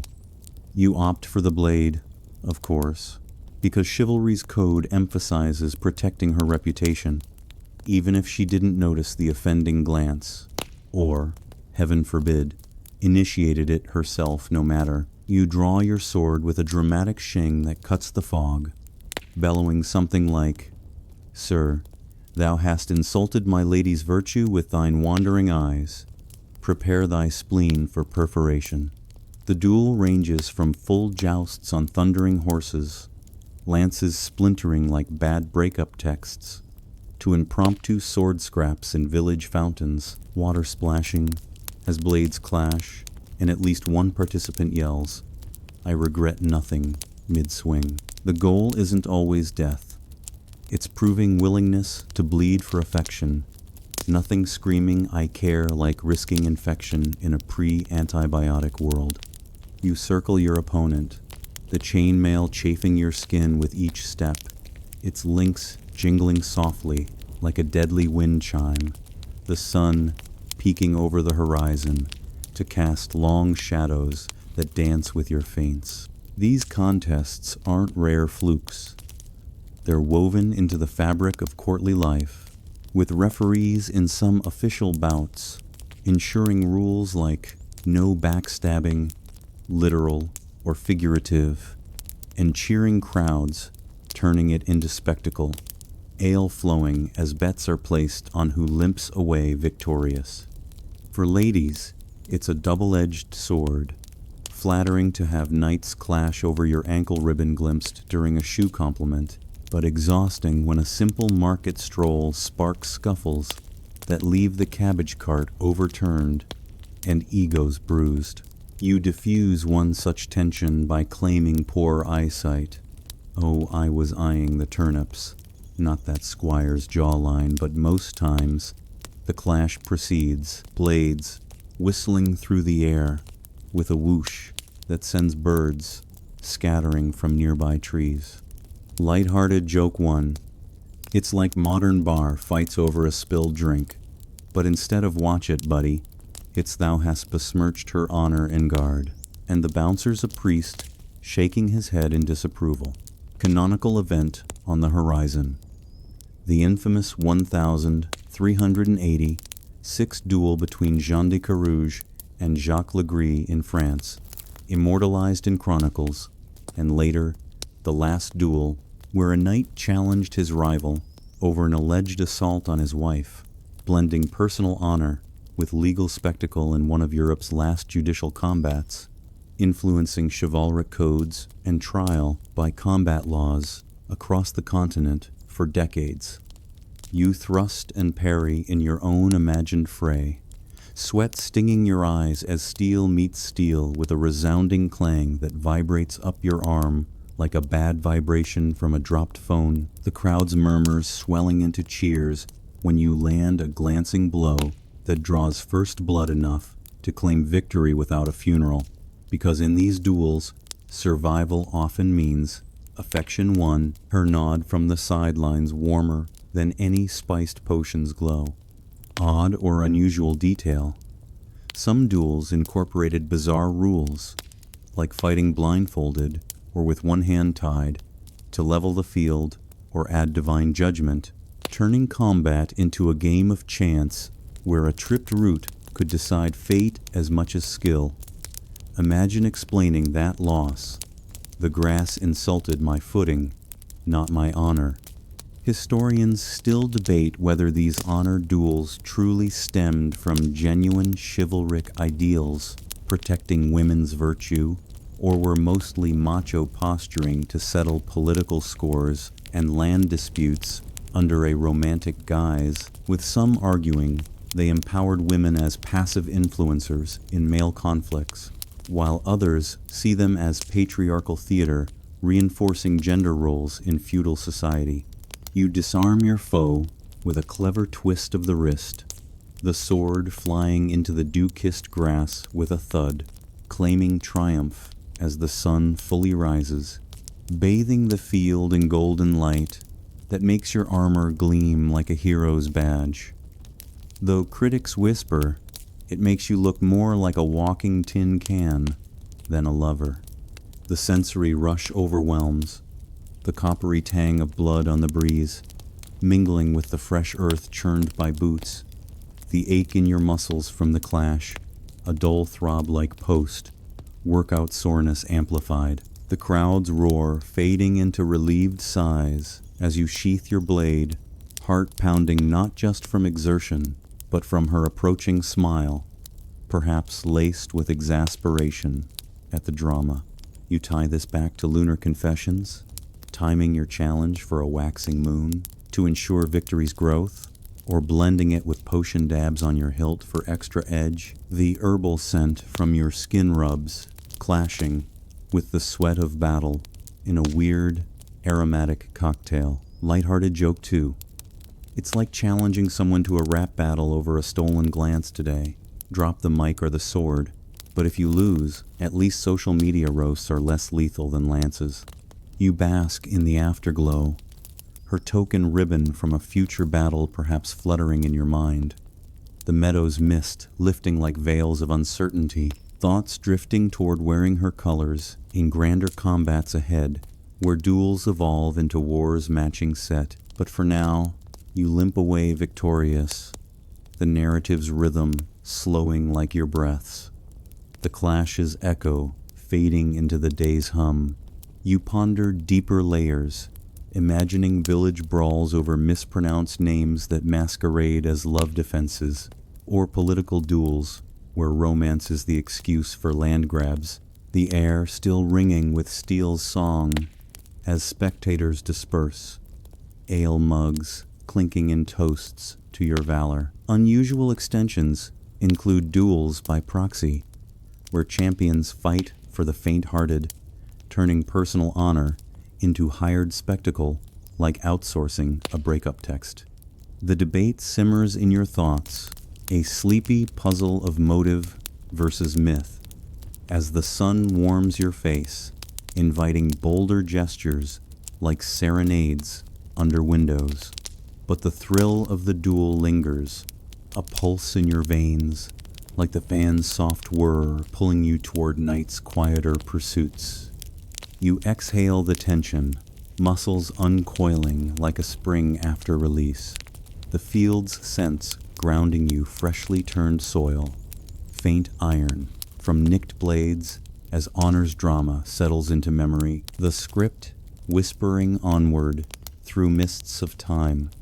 You dust off the remnants of that dawn duel from your armor, the faint metallic tang of clashed steel still clinging to your gloves like a stubborn memory of honor's price, and march onto the broader battlefield where love and war entwine even tighter, strapping on pounds of plate mail while pinning her favorite ribbon to your chest, a flutter of silk that turns you into a walking declaration of devotion amid the chaos of lances and banners whipping in the wind.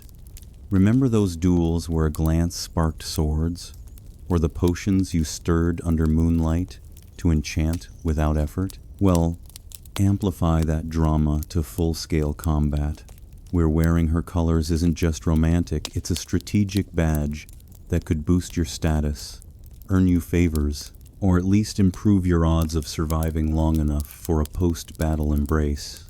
Because in medieval times, nothing says I'm yours like risking impalement with a scrap of lace dangling from your helmet.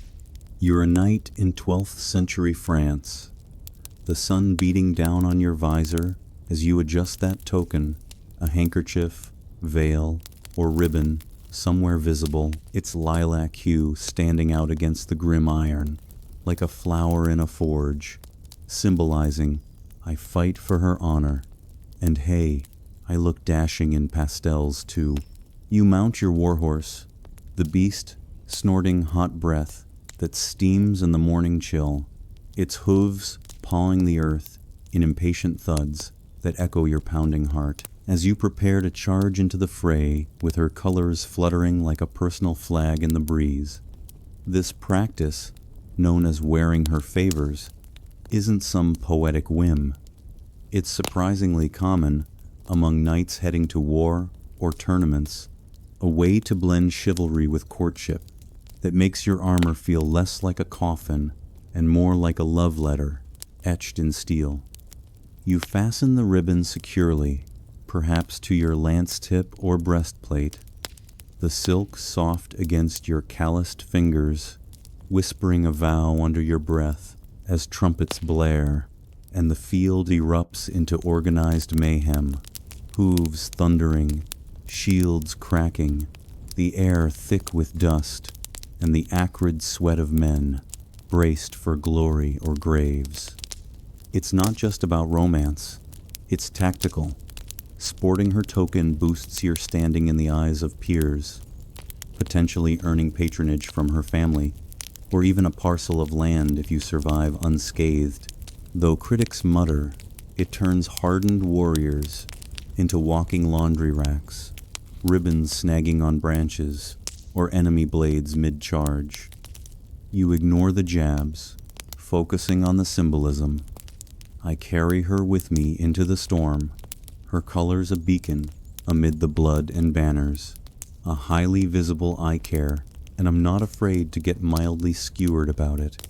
You gallop forward, the world blurring into a rush of colors, red for rival banners, green for the trampled field, your lilac ribbon whipping like a defiant streak against the gray of armor as lances splinter with bone-jarring impacts that vibrate up your arm like a bad fall from grace.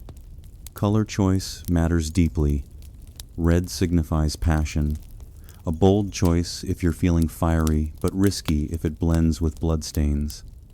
Blue for loyalty, steady and true, like the sky overhead. Green, complicated, meaning hope or fertility in some regions, but envy or infidelity in others, potentially signaling she's seeing other knights behind your back. Talk about a fashion faux pas that could end in more than a wardrobe malfunction. You chose lilac for its gentle promise, the hue catching the light as you wheel your horse for another pass, the crowd's roar swelling like ocean waves crashing against castle walls. Some knights go theatrical, wearing entire sleeves from her gown dangling awkwardly from their pauldrons, fabric billowing like a misplaced sail that occasionally catches on weapons, leading to comical tugs mid-battle. Imagine yanking free while dodging a mace, muttering curses under your breastplate. Lighthearted joke 1. It's like modern guys wearing their girlfriend's hoodie to the gym cozy vibe. But if it snags on the weights, you're tumbling faster than your reps, and suddenly everyone's laughing instead of lifting. Canonical event time. The legendary Tournament of Chauvency in 1285, chronicled by Jacques Bretel, where knights like Henry of Bar dedicated their jousts to ladies by wearing their sleeves and colors, blending Arthurian romance with real combat in a spectacle that inspired chivalric literature and tournaments across Europe for generations. You dedicate your charge to her, the ribbon a talisman, against the chaos, as you unhorse a foe with a satisfying thud that sends him sprawling in the dirt, dust clouding up like a smoky veil over his defeat. The practice boosts morale too. Returning victorious with her token intact means baked goods or better, a feast where she might whisper thanks, her fingers brushing the frayed silk as if tracing your bravery. But there's a catch. You must look dignified, even if the ribbon's embroidered with daisies that flutter comically in the wind, or smells faintly of her laundry from hurried pinning ceremonies. Unusual detail. One poor knight had a garter tied around his helmet for luck. Its elastic snap impressive until it slipped mid-joust, blinding him momentarily and causing a concussion that left him seeing stars, literally, as he claimed visions of her face in the days, turning mishap into myth. Historians still debate whether wearing these colors genuinely reflected deep romantic devotion or was mostly a performative strategy to forge alliances and display wealth in feudal society, with some arguing it empowered women as symbolic patrons of war, while others see it as masculinized theater where ladies' tokens masked the brutality of combat. You wheel away from the fallen opponent, adrenaline surging like a river in flood, the ribbon intact and waving triumphantly as squires cheer from the sidelines, the field scents assaulting you, trampled grass, sharp and green, horse sweat, musky and warm, the faint iron of drawn blood mingling with the polish on your armor that gleams under the climbing sun. The gesture feels personal amid the impersonality of war, a scrap of fabric linking her chamber's softness to this hard-edged world, where every clash echoes your earlier duels, but on a grander scale, swords singing instead of whispering threats. You dismount in the aftermath, legs wobbling from the ride's jolt, the ribbon now sweat-damp but unbroken, a testament to your vow as pages rush with waterskins that slosh cool relief. Critics from the clergy might sermonize against such vanities, claiming they distract from pious warfare, but you wave it off. The token a prideful badge that attracts dates where plain armor fails coincidence? Unlikely, as rivals eye your lilac with envy, plotting their own color choices for the next fray. Lighthearted joke too. It's like pinning a note to your shirt for a job interview today. Hire me. I'm taken but in battle. If it flaps in your face, you're interviewing for a spot in the infirmary instead of impressing the boss.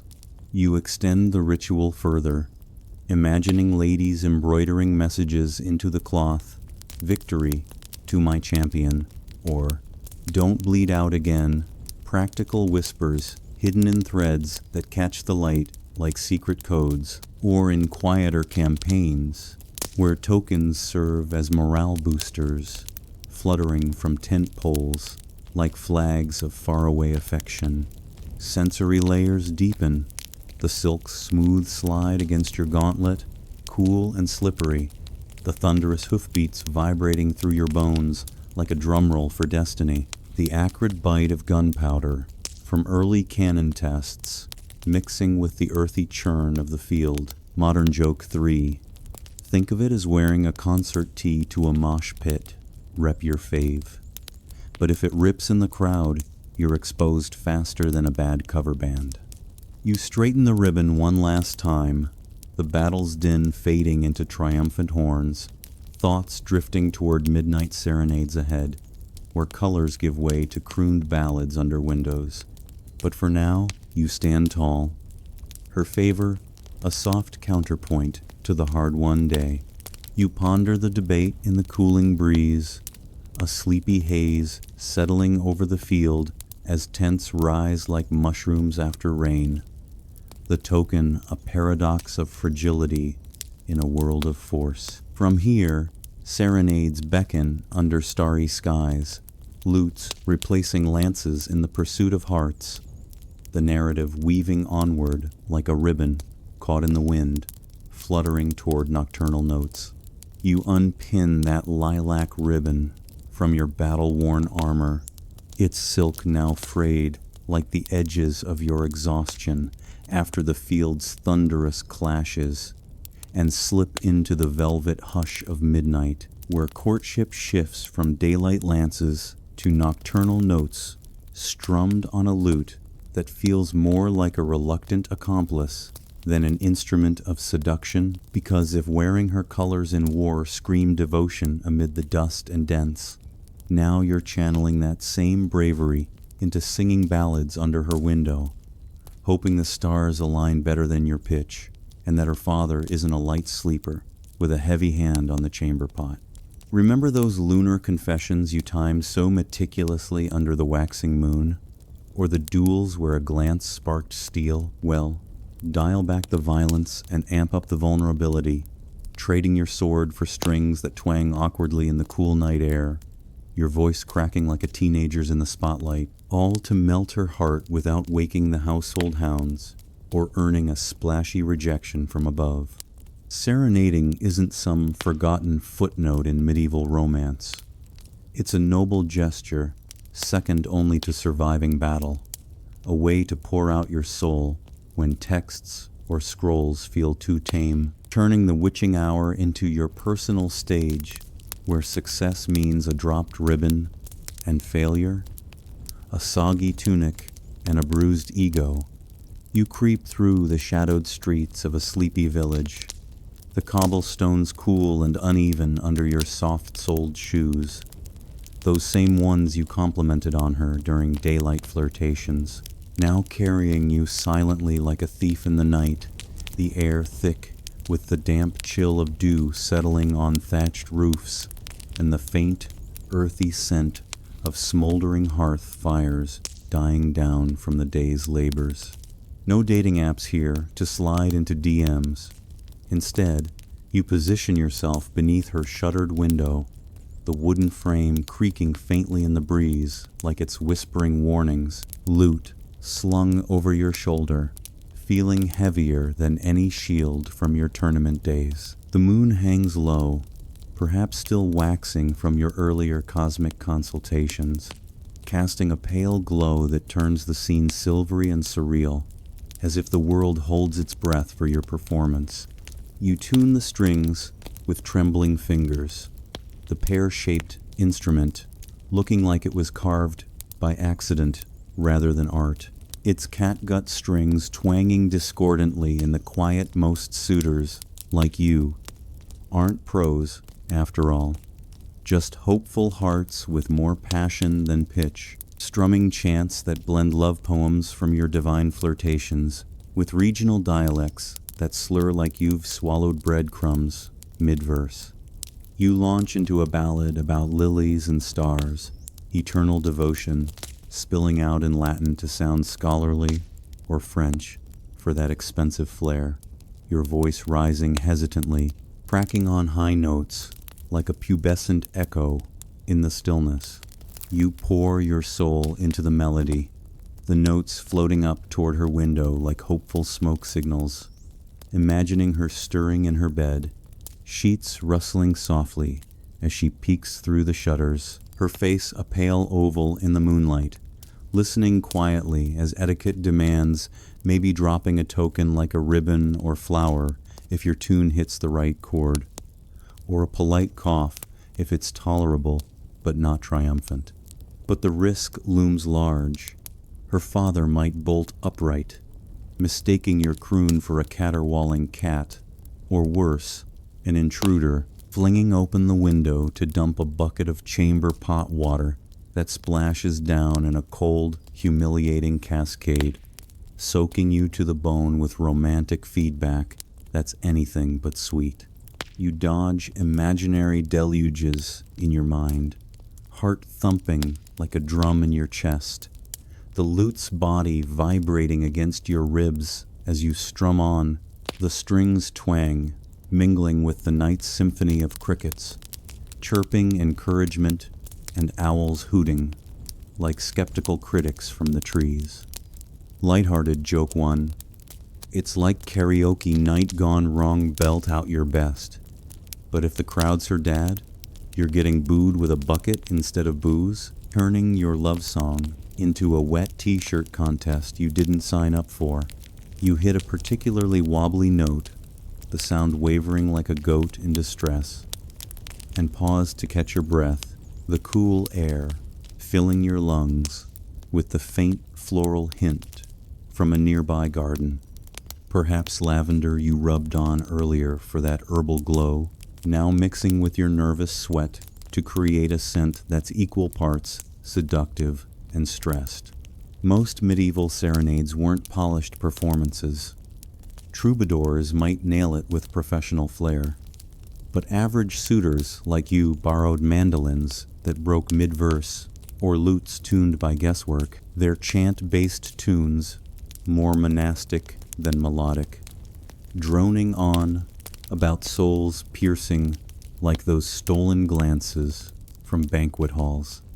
You recall one documented case, a baker's son in Rouen who attempted a moonlit melody with a loaned instrument. His voice cracked on the second stanza, the mandolin snapping on the third like fate's cruel punchline, leaving him red-faced under the stars while she stifled giggles behind the shutters.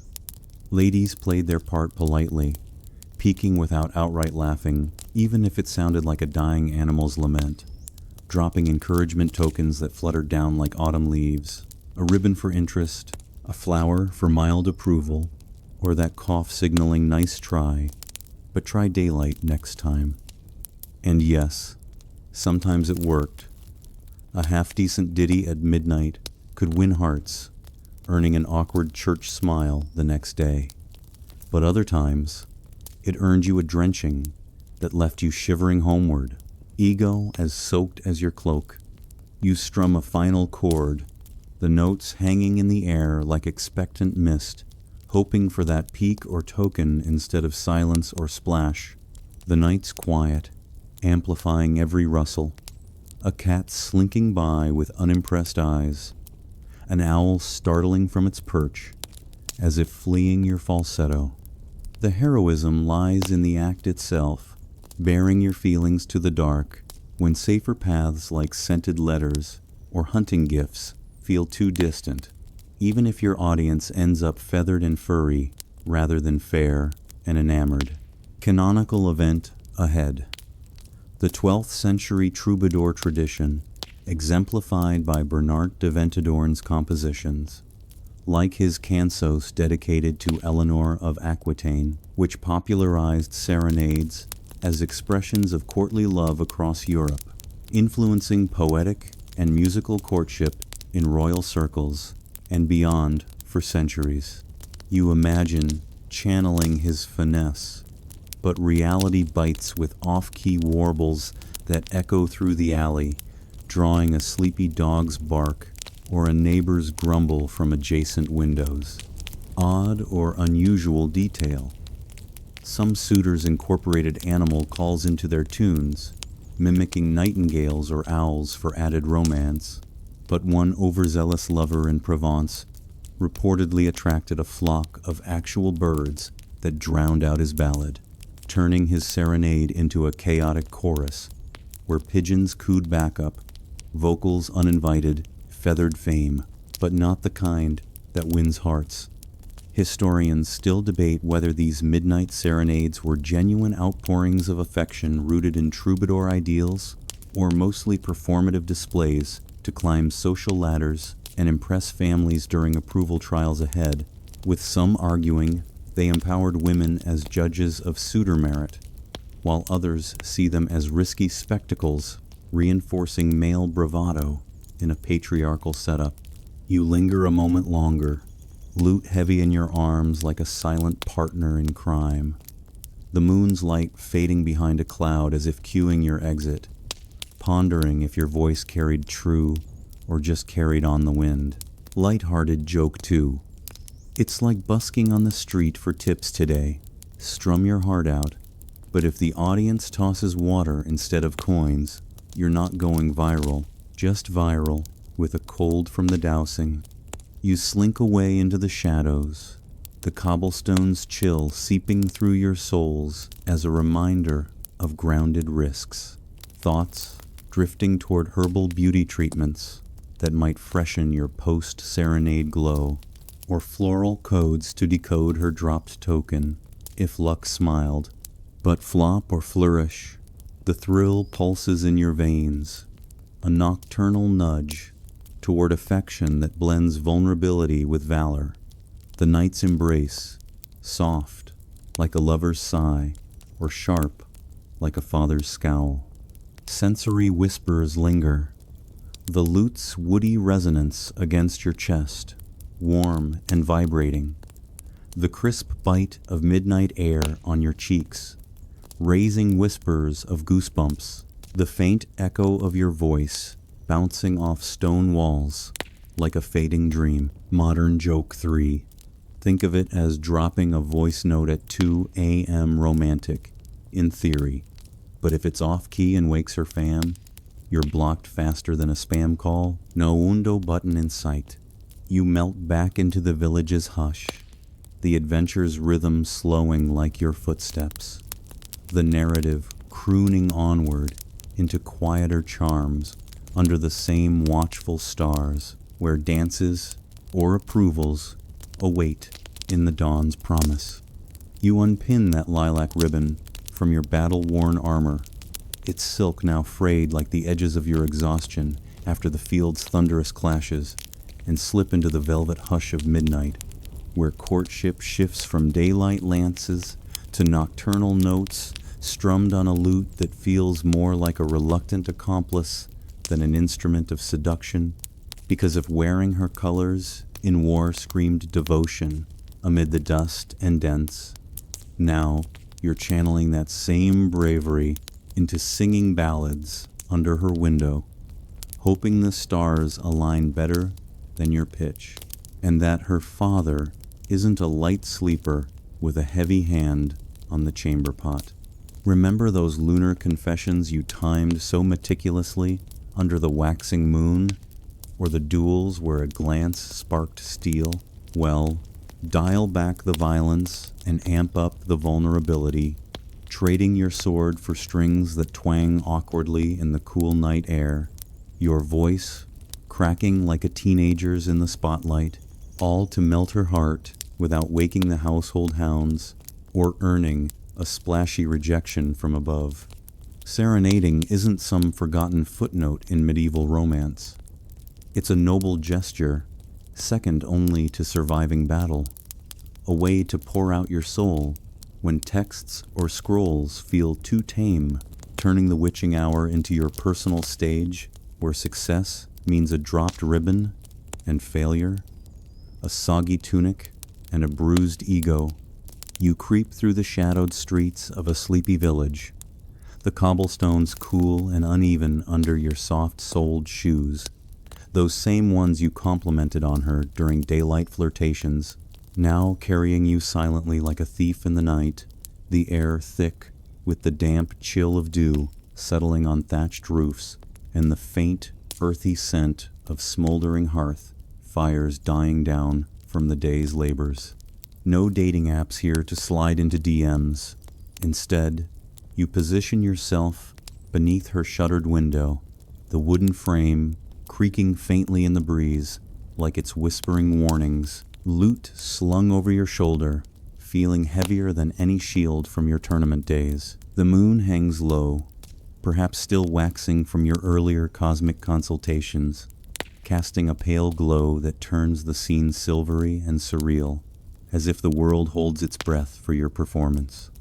You tune the strings with trembling fingers, the pear-shaped instrument, looking like it was carved by accident rather than art. Its catgut strings twanging discordantly in the quiet most suitors like you aren't pros after all, just hopeful hearts with more passion than pitch, strumming chants that blend love poems from your divine flirtations with regional dialects that slur like you've swallowed breadcrumbs mid-verse. You launch into a ballad about lilies and stars, eternal devotion spilling out in Latin to sound scholarly or French for that expensive flair, your voice rising hesitantly, cracking on high notes like a pubescent echo in the stillness. You pour your soul into the melody, the notes floating up toward her window like hopeful smoke signals, imagining her stirring in her bed, sheets rustling softly as she peeks through the shutters, her face a pale oval in the moonlight, listening quietly as etiquette demands maybe dropping a token, like a ribbon or flower if your tune hits the right chord, or a polite cough if it's tolerable but not triumphant. But the risk looms large. Her father might bolt upright, mistaking your croon for a caterwauling cat, or worse, an intruder, flinging open the window to dump a bucket of chamber pot water that splashes down in a cold, humiliating cascade, soaking you to the bone with romantic feedback that's anything but sweet. You dodge imaginary deluges in your mind, heart thumping like a drum in your chest, its greasy smoke curling up like skeptical eyebrows at your endeavors, the air thick with the pungent steam rising from a small iron pot where honey simmers slowly, bubbling like your nerves on a first encounter. Light-hearted joke one, it's like karaoke night gone wrong, belt out your best. But if the crowd's her dad, you're getting booed with a bucket instead of booze, turning your love song into a wet t-shirt contest you didn't sign up for.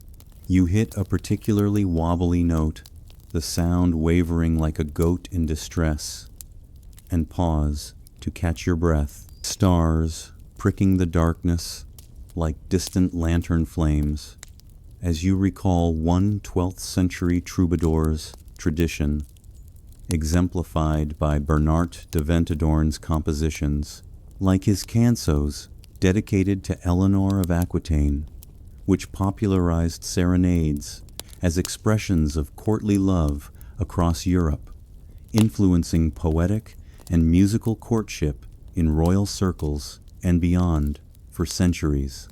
You resume, the lute's body vibrating against your ribs as you strum on, the strings twang, mingling with the night's symphony of crickets chirping encouragement, and owls hooting like skeptical critics from the trees.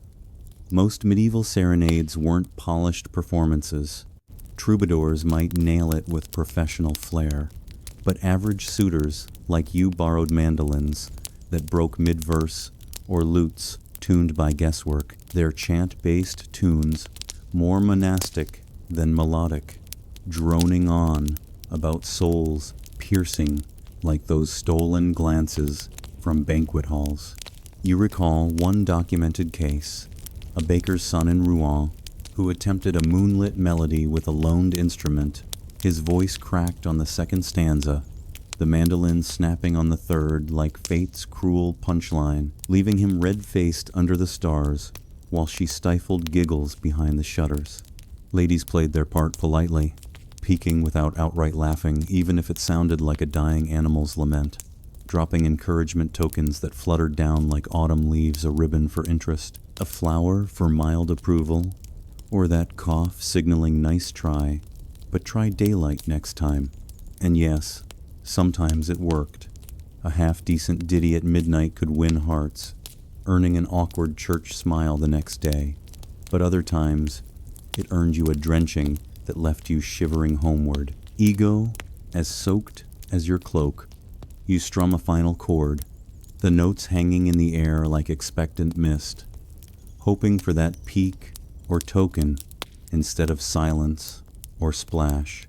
The night's quiet, amplifying every rustle, a cat slinking by with unimpressed eyes, an owl startling from its perch, as if fleeing your falsetto.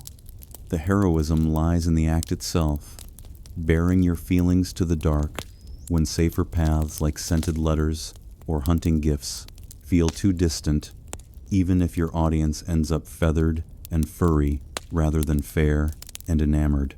Historians still debate whether these midnight serenades were genuine outpourings of affection rooted in troubadour ideals, or mostly performative displays to climb social ladders and impress families during approval trials ahead, with some arguing they empowered women as judges of suitor merit, while others see them as risky spectacles reinforcing male bravado in a patriarchal setup. You linger a moment longer, lute heavy in your arms, like a silent partner in crime, the moon's light fading behind a cloud, as if cueing your exit, pondering if your voice carried true or just carried on the wind. Light-hearted joke, too. It's like busking on the street for tips today, strum your heart out. But if the audience tosses water instead of coins, you're not going viral, just viral, with a cold from the dousing. You slink away into the shadows, the cobblestones chill seeping through your souls as a reminder of grounded risks, thoughts drifting toward herbal beauty treatments that might freshen your post-serenade glow, or floral codes to decode her dropped token if luck smiled. But flop or flourish, the thrill pulses in your veins, a nocturnal nudge toward affection that blends vulnerability with valor, the night's embrace soft like a lover's sigh, or sharp like a father's scowl. An odd or unusual detail emerges from tales. Some suitors hid bells in their lutes for rhythmic flair, but one in Burgundy rang too loudly, summoning the night watch who mistook the tune for a burglar alarm, leading to a chase that ended in a moat, dunking far wetter than any pot pour. Sensory whispers linger, the lute's woody resonance against your chest, warm and vibrating, the crisp bite of midnight air on your cheeks, raising whispers of goosebumps, the faint echo of your voice bouncing off stone walls like a fading dream. Modern joke 3. Think of it as dropping a voice note at 2 a.m. romantic, in theory, but if it's off-key and wakes her fam, you're blocked faster than a spam call, no undo button in sight. You melt back into the village's hush, the adventure's rhythm slowing like your footsteps, the narrative crooning onward into quieter charms under the same watchful stars, where dances or approvals await in the dawn's promise. You slink away from that midnight window, the chill of potential chamber pot rejection still prickling your skin like a bad dream you can't quite shake, lute slung over your shoulder, feeling like dead weight as you melt back into the shadows. But now your thoughts turn to salvaging the night, or at least your appearance, with a quick detour to the apothecary's nook in your mind, where rubbing herbs on your face becomes the ultimate glow-up hack in a world without selfies or skincare routines. Because if serenading didn't land you a token drop, maybe smelling like a walking salad will lure her interest next time around. Remember those potion brews you stirred under moonlight, dear heart and all? Well, tone down the witchcraft and focus on the surface level, literally slathering basil paste along your jawline to rouse affection, or mint leaves crushed into a toner that promises freshness without the risk of graveyard dirt side effects. You're back in your dimly lit chamber, the candle's flame flickering like a sleepy wink, casting warm shadows on jars of dried herbs that rustle softly as you rummage, the air heavy with the earthy promise of transformation. In an age where dental plans are prayers and moisturizers are myths, turning to your spice rack for that elusive romantic edge. You settle onto a wooden stool, its legs creaking under your weight like an old friend groaning at your latest scheme.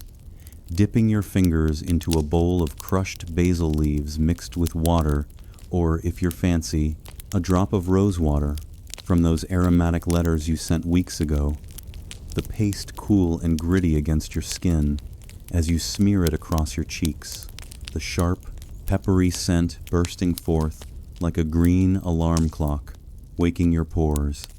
In medieval Europe, where bathing is a semi-annual event tied to saints' days or sheer desperation, singles like you turn to nature's bounty for that just emerged from a garden vibe, believing a herbal face rub could make you irresistible, or at least less like you've wrestled pigs for a living. You work the mixture in with gentle circles, the texture rough like sandpaper on velvet, imagining her noticing your newfound glow at the next market square glance, where eye contact still risks duels, but a fresh face might tip the scales without lunar timing or serenade splashes. Men get advised to slather mint at sunrise along the jaw for that pleasing visage unto all who gaze, the cool tingle spreading like a whisper of wind through mint fields, while women dab infused waters on temples and cheeks, turning skincare into subtle seduction that wards off the era's natural funk without attracting fleas or accusations of vanity from the pulpit. You lean closer to a polished metal mirror, its surface wavy and imperfect, like a funhouse reflection that warps your features into something almost comical, watching the paste dry into a flaky mask that pulls at your skin with each experimental grin. Basil for affection, marjoram to soften stubborn hearts, rosemary for memory, and that flirtatious edge medieval love guides swear by this, confident that smelling like an herb garden guarantees marriage, or at least polite trailing in the village paths.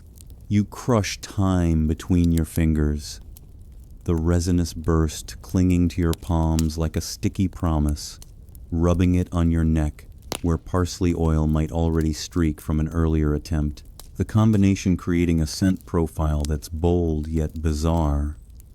Leaves sticking in your eyebrow like unintended accessories that scream effort over elegance. Light-hearted joke 1. It's like modern face masks trending on TikTok. Slap on the green goo for that glow, but overdo the basil, and your less radiant suitor and more walking pesto, ready to pair with pasta instead of passion. You pause to breathe in the medley, the sharp mint cutting through basil's warmth like a cool stream through a sun-baked meadow, pondering how these treatments show dedication in a society where semi-annual dips in the river count as luxury, the wealthy blending saffron and sandalwood into their pastes for that exotic sheen that whispers, "I don't wrestle pigs daily." Poorer folks make do with garlic or onion rubs. Vitality, yes, but you end up smelling like a stew pot, which might attract cooks more than crushes, or wild herbs plucked from roadsides that leave streaks of green like war paint from your battle-color days. Apothecaries thrive on this, selling love salves from secret recipes that mash garden clippings into promises of irresistibility. Jars clinking on shelves like alchemical treasures, though results vary wildly. Glowing skin, or a rash that itches like regret after a failed serenade. You scrape off the dried paste with a cloth dampened in ale, the fabric rough against your now tingling face, revealing skin that feels smoother, fresher, ready for whatever family approval trial looms if your herbal allure works its magic.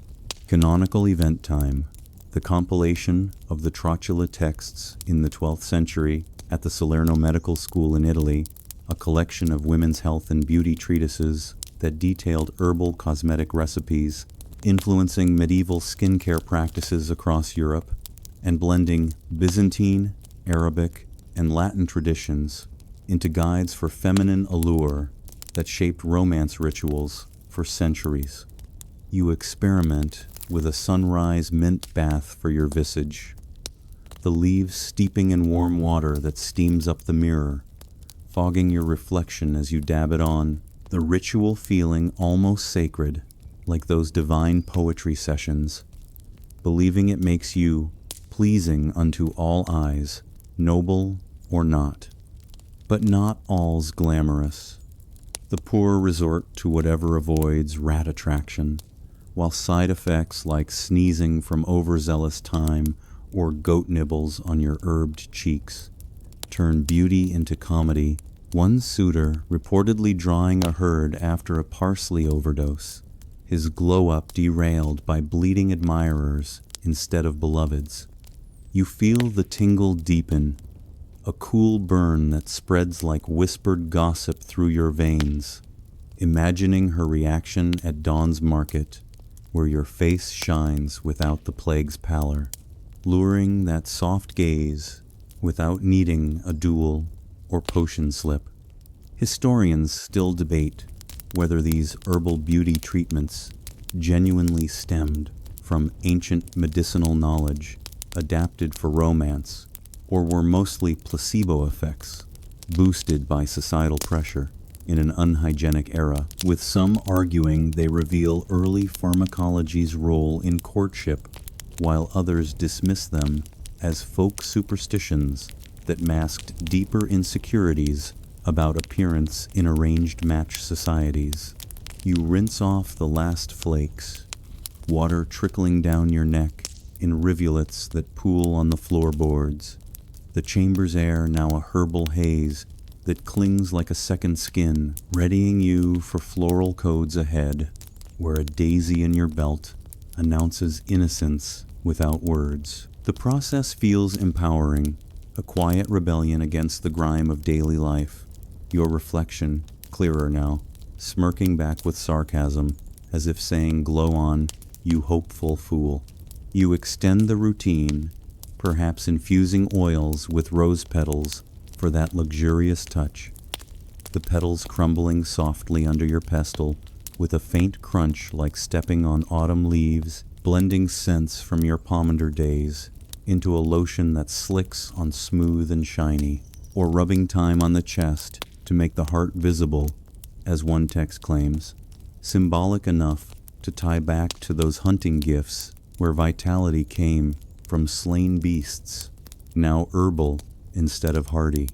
Sensory details pull you deeper, the sticky residue of paste on your fingertips, green and tacky like fresh sap, the invigorating sting of mint waking your senses like a slap from a cold wind, the faint rustle of herb bundles as you store leftovers, dry and whispering like secrets in the dark. Light-hearted joke too. It's like slapping on aftershave before a date today sting for that manly vibe. But in medieval times, too much mint and your less fresh prince and more minty menace, repelling kisses with breath that could wilt flowers. You admire the results in the dim light, skin-taut and aromatic, pondering if this herbal hack tips the scales in your favor, a glow that complements those midnight melodies without the vocal risks. Unusual detail. One over-enthusiastic noble reportedly bathed his entire head in a basil vat at dawn, emerging with leaves tangled in his hair like a crown of folly, attracting bees during a courtly walk that turned his flirtation into a buzzing escape romantic pursuit, derailed by nature's own serenade of stings. You chuckle at the image, wiping your hands on a rag that smells of earth and effort, the chamber's warmth lulling you toward dreamier thoughts of dances where your fresh face might earn a fingertip touch without scandal. Modern joke 3. Think of it as a DIY spa day on YouTube #HerbalHunkTrending, but back then, no filters, just raw glow or goat-chasing glow-ups, if the mix goes wild. You exhale slowly, the herbal haze settling like a blanket, your skin humming with possibility as floral messages beckon, bouquets coding affections in petals that whisper what words can't. The night's quiet deepens, the candle guttering low with a soft hiss, shadows lengthening across the walls like invitations to rest, the narrative's rhythm syncing with your slowing breaths, herbal scents carrying you toward coated blooms under the same watchful moon. You rinse the last traces of that minty paste from your face, the cool water trickling down your chin in lazy rivulets that pool on the chamber floor like forgotten tears from a half-hearted rain, leaving your skin tingling with that fresh herbal buzz, a subtle glow that might just catch her eye at tomorrow's gathering without needing another midnight melody to back it up. But as the candle's flame dances lower, casting elongated shadows that stretch across the walls like fingers reaching for secrets, your mind wanders to the garden outside, where flowers bloom under the same moonlight that witnessed your serenade flops and lunar confessions, turning those petals into cryptic messengers that carry more weight than any spiced letter or potion brew. Welcome to the botanical code of medieval courtship, where a single bloom whispers volumes without risking excommunication or a father's wrath, wrapping your intentions in nature's veil so even the church can't cry foul. You pluck a red rose from an imagined vine, its thorns pricking your thumb with a sharp reminder that love's not all soft petals, the velvety texture smooth against your fingertips as you ponder its meaning. Passion, deep affection, a bold declaration that's safer than staring too long across a banquet hall or rubbing time on your chest for visibility. You stroll through that moonlit garden in your thoughts, the dew-kissed grass squelching softly underfoot like a hushed secret shared with the earth, the air heavy with the sweet, heady perfume of night-blooming jasmine that mingles with the faint herbal residue on your skin from your glow-up ritual, creating a scent symphony that's equal parts fresh and floral. In this era, flowers aren't just pretty distractions. They're a secret language, each one loaded with symbolism that lets you express desire while maintaining deniability. Red roses for love, violets for modesty, lilies representing purity that echoes those divine poetry comparisons you penned to the Virgin Mary, avoiding the horny in rhyme trap. You compose a bouquet like a puzzle, mixing columbine for foolishness, if you're feeling playful about your own serenade mishaps, or carnations for fascination, the petals' ruffled edges rustling like parchment unfolding a hidden note. Want to apologize for that accidental flirt with her sister during a shoe compliment gone awry? Toss in some white hyacinths for sorrow, their bell-shaped blooms nodding sadly in the breeze, like they're agreeing with your regret. Or, if you're breaking things off gently, maybe her family's approval trials loom two daunting yellow carnations signal rejection, fancy and final, without the drama of a duel or a waning moon confession that dims like bad soup. You bind the stems with a ribbon, perhaps the one she dropped during your last midnight tune, if luck favored you over the bucket, the silk smooth and cool against the rough twine, imagining handing it over at a festival where minstrels strum lutes that don't snap mid-verse. The crowds murmur, a soft backdrop, like the fans hum in your modern nook. This floral code isn't idle fancy. Entire manuscripts from the time detail herb and flower meanings, turning gardens into emotional minefields where a misplaced daisy could spark witchcraft whispers or just indigestion from nervous nibbling. You tuck a thistle into someone's doorstep as a "I'd rather marry a goat" message, its prickly spines jabbing like sarcasm in a courtly jest, or walk the courtyard with a daisy in your belt announcing innocence, the white petals catching moonlight like tiny flags of truce after a hunting gift backfire. Ladies respond in kind, a returned bloom meaning interest that flutters your heart faster than a joust charge, or one hurled into a ditch for a hard no that stings worse than bee-attracting basil rubs. You chuckle at one infamous tale. A noblewoman replied to a suitor's elaborate bouquet with a dead weed and a note saying, "I prefer monks," the wilted stem drooping like his hopes, a rejection sharper than any sword from your honor duels, but without the tetanus risk. You inhale the bouquet's layered scents, roses' deep sweetness, cutting through violets' subtle earthiness, like a whispered promise amid the garden's hush, the thorns a gentle reminder to handle hearts carefully lest they prick back. Public events embrace this flowery drama too. During tournaments where you wore her colors fluttering beside your lance, knights sport bouquets as allegiance statements, petals scattering in the charge like confetti from a victory you hope mirrors your romantic odds. The logic's simple yet profound. In a world where I love you could lead to scandal or a tense dinner with overlords, flowers offer safety, their codes wrapped in beauty that even priests can't condemn. Lavender screaming, "I'd like to woo you, but let's not get excommunicated about it." Its purple spikes waving like cautious flags in the wind. You experiment with a mix, adding forget-me-nots for true love that clings like the mint's tingle on your skin. The tiny blue blooms clustering tightly as if huddling against rejection's chill. Light-hearted joke one.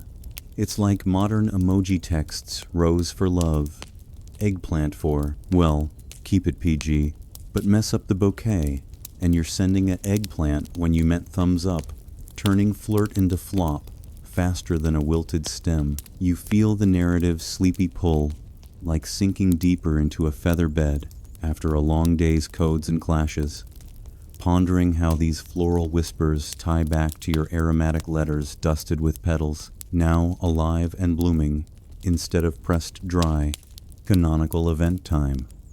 The compilation of the language of flowers traditions, peaking in the 14th century, with manuscripts like the Flos Sanctorum, which detailed symbolic blooms in religious and romantic contexts, influencing European courtship lexicons that spread through courts and convents, blending piety with passion in illustrated tomes that shaped bouquet customs for generations.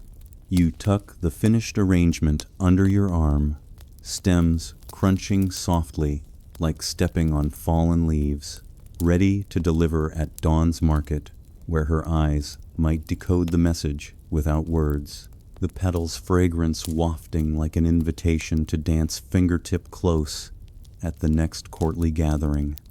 You wander further into the garden's depths, the path winding like a coded riddle under arching vines, heavy with blooms that droop sleepily in the night air, their scents layering into a dreamy haze that blurs the line between flirtation and folklore.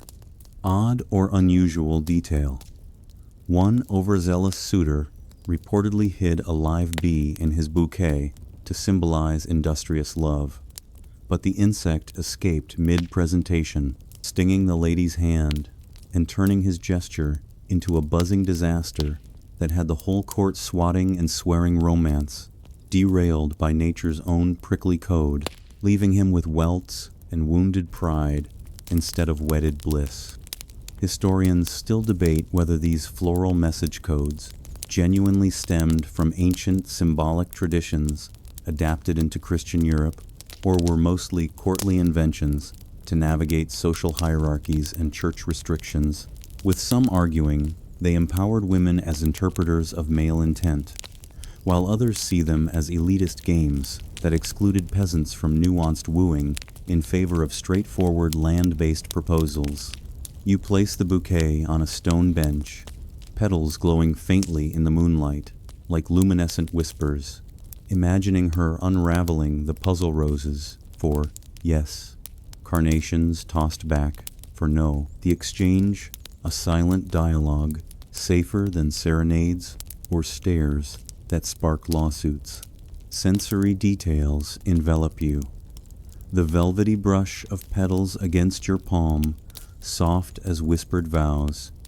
The thorny bite on your finger, a tiny prick like love's inevitable sting. The heady perfume rising in waves, sweet and intoxicating, like wine from a feast where glances first kindled.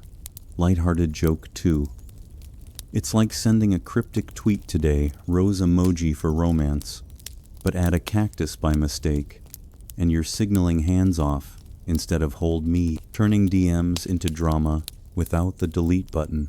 You linger on the bench, the stone cool through your tunic, like a grounded reality check after ethereal blooms, thoughts drifting toward courtly dances where a well-coded bouquet might earn a partnered step without the risk of foot-stomping faux pas. Modern joke 3. Think of it as building a Spotify playlist for your crush roses for ballads, thorns for breakup anthems, but shuffle wrong, and you're playing rejection rock when you meant love lounge. No skip track in sight. You exhale slowly, the garden's hush lulling you like a soft blanket. Floral scents clinging to your clothes as callbacks to herbal rubs and spiced missives. The night's quiet, deepening into a sleepy trance where codes bloom eternal under starry veils. The narrative whispering onward like petals on the wind toward familial gates and final trials. You brush the last petals from your hands, their velvety remnants crumbling softly like whispers fading into the garden's hush. The moonlight now dipping lower as if bowing out from your floral coatings, leaving you to ponder how those silent bouquets might bloom into something more tangible at tomorrow's courtly gathering, where dances unfold like delicate chess games, played with feet and fleeting touches rather than pawns and kings. The night's chill seeps deeper into your bones, a gentle reminder to seek warmth indoors, but your mind lingers on the hall ahead, alive with the soft glow of torches flickering against tapestries that depict ancient hunts and divine flirtations, much like the ones you've penned. The air soon to thicken with the murmur of conversations and the rhythmic glide of slippers on polished stone floors. In medieval Europe, dancing isn't mere entertainment. It's a rare window for opposite sexes to interact under watchful eyes, provided you don't smile too broadly, sweat too visibly, or dare more than a fingertip brush that could whisper proposals without a word, turning the floor into a battlefield of subtlety where a missed step might doom your chances faster than a waning moon confession or a thistle in your bouquet. You enter the grand hall the next evening, the space vast and echoing, with the low hum of voices blending like a distant beehive. The air, warmed by bodies, clustered in finery, and the spicy undertone of mulled wine wafting from silver goblets that catch the candlelight in twinkling reflections. Courtly dances here aren't the twirls and dips of modern balls. Forget flashy spins that might rumple a gown or spark scandal. These are slow-motion processions, more like rehearsed walks with bonus curtsies and bows, where partners glide in coordinated lines, gazing politely ahead while internally screaming at the thrill of an elbow graze. You take your place in the formation, the bass dance, literally low dance unfolding with deliberate steps that skim the floor, your soft-soled shoes whispering against the wood like secrets shared in passing. The music from minstrels on lutes and viols, drifting in a steady, chant-like rhythm that lulls the room into a hypnotic sway. Touching fingertips during a turn feels electric, practically a betrothal vow in this rigid world, where an extra spin could have ants sewing wedding tunics before the song ends, the contact light as a feather, but loaded like a crossbow from your hunting days. You lock eyes briefly with her during a pivot, the gaze long enough to say, "I admire you," without crossing into the suspicion of those banquet hall stares that once sparked duels, her hand brushing yours in a way that sends a shiver up your arm, the skin warm and fleeting, like a promise wrapped in propriety. A missed step might whisper, "I am unworthy," sending you slinking back to herbal rubs for consolation, while stomping on her foot, heaven forbid, could end things permanently. The crunch under your heel, louder than any chamber pot splash from a failed serenade. The carol, a round dance in village settings, offers looser rules with singing accompaniment, but chaperones hover like hawks with no chill, their eyes piercing the circle as drums, perhaps repurposed cooking pots, thump a beat that quickens your pulse without quickening the pace. You move in sync, the group's harmony, a fragile thing where one wild flail disrupts the whole, much like a potion brew gone awry, attracting goats instead of glances. Light-hearted joke 1. It's like line dancing at a wedding today, step in time, or risk trampling toes. But back then, a wrong move didn't just kill the vibe. It could kill your shot at the vineyard dowry, leaving you solo on the floor like a rejected emoji in a group chat. You feel the rhythm pull you deeper, the hall's warmth seeping into your limbs as sweat beads subtly under your tunic, the fabric rustling with each glide, like pages turning in a love manual that warns against excessive zeal. Observing her style becomes key, graceful and coordinated signals a good match, her steps fluid like a stream over stones, while wild unpredictability hints at passion but risks chaos, and flailing like a wounded goose? Definitely not commitment ready, better suited for comedic ballads than betrothals. The music swells softly, viols whining in harmony, with the occasional bagpipe wheeze that cuts through like a sarcastic aside, the dancers' breaths sinking in a collective hush that amplifies every footfall's tap. Physical contact stays minimal, fingertips only, no dips that might dislodge a wimple or spark, whispers of impropriety, but in this acceptable bubble, tensions build, a long gaze, mid-turn conveying admiration, without the words that could lead to excommunication or family riddles over butter churning. You circle closer in the formation, her perfume perhaps lavender from a sachet like those tucked in corsets for flea repellent wafting subtly amid the hall's beeswax and wine scents, a reminder of your own herbal treatments that now lend your skin that fresh sheen under the torchlight. The dance codes run deep. A prolonged hold whispers interest. A quick release signals hesitation, all under the guise of choreography that lets you test waters without diving into scandals like those eye-contact lawsuits from muddy markets. Village dances loosen up with carols around maypoles, singing voices rising in rounds that blend joy with judgment. But nobles stick to base's restraint, where elegance trumps exuberance, the slow pace allowing minds to race while bodies barely brush. Canonical event time.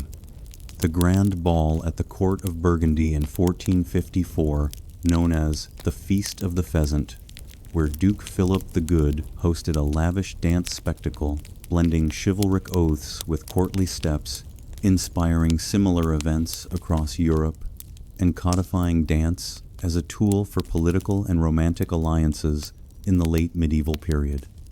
You execute a perfect bow, the motion graceful despite the ache from yesterday's imagined joust, her curtsy in response a mirror that quickens your breath without quickening the tempo. You notice an odd or unusual detail in the corner. One minstrel pounding a drum fashioned from a repurposed cauldron, its metallic thunk adding a homely clang to the melody. Legend sang it. Once boiled potions for love brews that turned suitors, poetic but prone to indigestion. Mid-dance talk about a beat that drops more than rhythms, leaving dancers clutching stomachs instead of hands. Historians still debate whether these courtly dance intrigues genuinely fostered romantic connections through subtle codes, or were mostly scripted performances to reinforce social hierarchies and church-approved interactions, with some arguing they empowered women as active participants in partner selection via gaze and step, while others see them as controlled rituals that limited true agency in favor of familial and feudal expectations. You glide through another turn, the fingertip touch, lingering just a beat longer, heart fluttering like petals in a breeze from your floral codes, the hall's warmth wrapping around you like an embrace that's close but never quite complete. You weave in a modern joke, imagining this as a slow-motion TikTok challenge, #Medieval's way, where one wrong step goes viral for all the wrong reasons, like accidentally proposing to the wrong partner mid-glide and ending up with a duel invite instead of a date. The dance winds down, bodies separating with polite nods that hide racing pulses, the air cooling as torches gutter, leaving you to ponder if that brush meant more or if it was just the choreography's tease. Light-hearted joke too. It's like speed dating, but slowed to a crawl fingertip flirt for 5 minutes, but fumble the grip, and you're out faster than a bad match swiping left, no rideau rounds in sight. You exit the formation, the stone floors chill seeping up through your shoes as a grounded contrast to the heated glances, thoughts drifting toward family trials, where a successful dance might tip the scales over pigs and riddles. But for now, the rhythm lingers in your limbs, like an unspoken promise. You call back to those battle tokens, where her ribbon fluttered in the charge now. In dance, it's her hand that flutters near, a softer echo of devotion without the dense. Sensory immersion deepens. The slick slide of sweat, damp palms in that brief touch, warm and electric. The resonant thrum of strings vibrating through the air like a heartbeat shared. The spicy waft of wine on breaths, mingling close but not too close, teasing without tasting. You savor the moment's fade, the hall emptying into whispers and footsteps that echo like fading notes. The narrative's ASMR, lilt pulling you toward final approvals, where dances dissolve into dowries, but the intrigue hums on, a sleepy cadence under the chandelier's dimming glow. You exhale into the quieting space, the dance's warmth ebbing like a tide retreating, floral scents from imagined bouquets clinging faintly as harbingers of deeper connections. The night's embrace, softening into dawn's approach, where families await with their own intricate steps. You glide away from that garden bench, where your coated bouquet rests like a sleeping riddle under the stars, petals still dewy and whispering their secrets into the night, the cool grass brushing your ankles as you head toward the flickering lights of the great hall, where the evening's dance awaits like a subtle extension of those floral flirtations, slow steps replacing stems, fingertip touches blooming where roses once did, all under the guise of courtly grace that masks the heart's hurried beats. The moon dips lower, casting elongated shadows that stretch across the path like invitations to intrigue. The air now carrying the distant strum of lutes, tuning up inside, their strings vibrating with promise. As you smooth your tunic, that herbal glow from your mint rub, still tingling on your skin like a secret ally in the dim light. You've navigated glances that sparked duels, potions that fizzled into poetry, and now this, a dance where every glide is a coded message, every brush a potential proposal, in a world where physical contact is rarer than a waxing moon's perfect alignment, making the hall feel like a battlefield of restraint rather than release. You step through the arched doorway, the hall's warmth enveloping you like a woolen cloak after the garden's chill, the space alive with the low buzz of conversations weaving through the air like threads in a tapestry, depicting those same romantic hunts and divine gazes you've lived through in your own pursuits. Torches line the walls, their flames crackling softly with a smoky tang that mingles with the faint perfume of rushed-on rosewater from ladies' sachets, the stone floor polished to a sheen that reflects the swirling skirts and tunics like a mirror to your intentions. Courtly dances here aren't the wild spins of later eras. No, these are deliberate, almost meditative processions where you join a line of partners, gliding in unison. The bass dance, unfolding with steps so low and measured, they feel like walking on eggshells, laid by the church's watchful hens, lest a high kick rumple a hem or spark whispers of sin. You take her hand, fingertips only, the touch light as a feather falling from a troubadour's quill, warm skin brushing in a spark that sends your pulse racing faster than a joust charge. Basically a marriage vow in this rigid setup, where anything more could have chaperones swooping in like hawks on a hare from your hunting gifts. You move in sync, the minstrel's lutes and viols droning a steady rhythm that lulls the room into a hypnotic flow. The strings twang, echoing off the rafters like a softer version of your midnight serenade strings, without the risk of snapping mid-note or drawing owls as critics. A long gaze during a turn whispers, "I admire you," her eyes meeting yours with that courtly boredom masking deeper currents, while a missed step might murmur unworthy, sending you back to basil rubs for consolation or floral rejections in yellow carnations.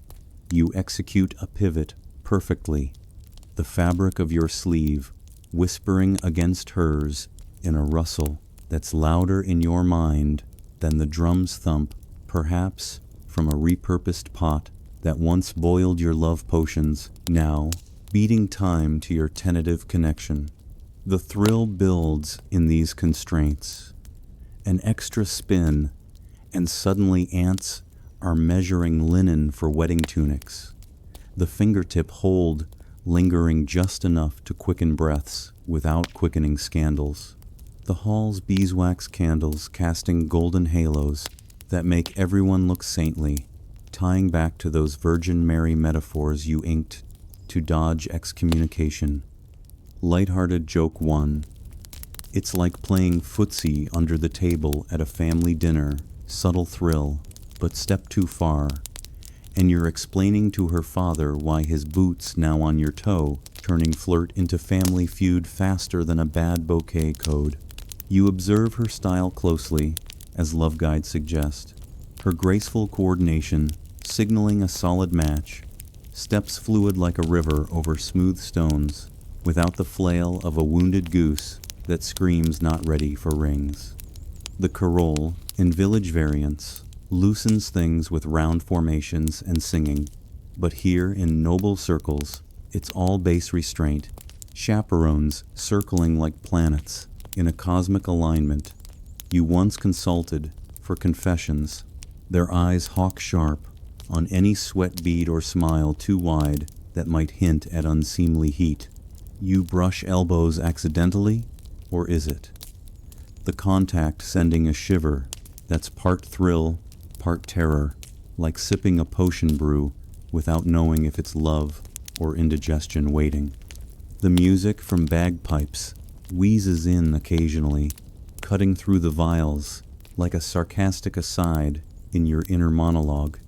The drum's thud resonating in your chest as partners shift, the group's harmony fragile, where one wild move could topple the line like a domino of dowries denied. Canonical event time. The lavish dances at the 1363 wedding feast of Lionel of Antwerp and Violante Visconti in Milan, chronicled in historical accounts as a spectacle of courtly bass and carol that blended political alliances with romantic intrigue, setting precedents for European noble balls where dances served as veiled negotiations for marriages and mergers, influencing chivalric customs across the continent for decades. You feel the pace quicken slightly in your mind, if not your feet. Sweat forming under collars as the hall's warmth builds. The spicy mulled wine on breaths mingling close but never too close, teasing without tasting, in a dance that's all anticipation without arrival. An odd or unusual detail slips in. One overzealous dancer in a Burgundian court reportedly sewed bells into his poulaines for rhythmic flair, the jingle adding a tinkling underscore to his steps, until a bell snagged on his partner's gown, ripping the hem and halting the dance in a cascade of fabric and embarrassment, charming chaos that turned courtship into comedy, leaving him jingling home alone with a reputation for more noise than nuance. Historians still debate whether these courtly dance intrigues genuinely allowed for personal romantic agency through coded gazes and touches, or were rigidly scripted rituals designed to reinforce social orders and church-sanctioned pairings, with some arguing they offered women subtle power as selectors via step and stare, while others contend they perpetuated patriarchal controls where chaperones dictated the real moves behind the music. You execute a final bow, the motion sweeping low with a flourish that hides your racing heart. Her curtsy in return, a mirror that lingers in your thoughts like a dropped floral token, the hall's echoes fading as partners disperse into murmurs and sips of wine that cool heated cheeks. The dance's rhythm clings to your limbs, a sleepy cadence that syncs with the torch flames guttering lower, casting long shadows like unspoken invitations to deeper connections where a fingertip promise might bloom into family nods over goats and grain. You slip toward the edges of the crowd, the stone floors chill, grounding your steps as scents of wax and wine linger, tying back to those aromatic letters that once carried your coded passions without the physical spark. Lighthearted joke, too. It's like a group text where everyone's typing, but no one sends build the vibe with emojis, fingertips for hearts, but one wrong autocorrect, stomp instead of step, and you're muted by the mods, chaperones, before the chat pops off. You ponder the night's turns in the cooling air outside, the garden's floral whispers, now a distant hum as stars prick the sky like pinpoints of possibility, the dance's warmth ebbing into a tranquil haze where intrigues dissolve into dreams of approvals ahead. Modern joke 3. Think of it as a VR date sim glide close for that virtual touch, but glitch the step and you're resetting the level with 0 saves, back to square one without the reset button. You exhale into the quiet, the hall's lights dimming behind you like closing eyes, the narrative's ASMR lilt softening toward familial thresholds where dances give way to dowries, but the subtle sparks flicker on, a gentle ember in the night's embrace. You drift toward rest, the garden path winding back like a final curtsy herbal scents from your skin mingling with the dew as callbacks to glow-ups that prepped you for these steps.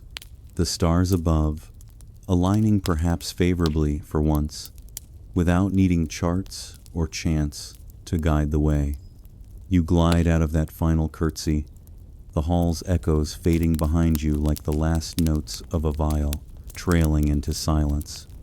Your fingertips still tingling from that brief electric brush that whispered possibilities without committing to scandal, heart settling into a steady rhythm as you step into the cooler night air where the garden's floral codes now feel like preludes to the real challenge ahead, convincing her family that you're worth more than a fleeting dance or a well-timed lunar confession.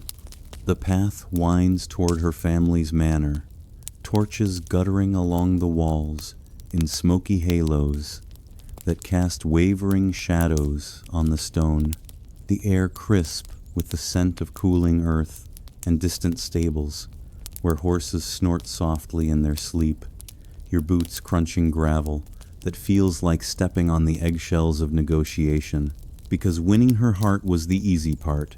Now comes the boss level, tense dinners and symbolic barters where love bows to land, livestock, and at least one working tooth to prove you're not a total loss.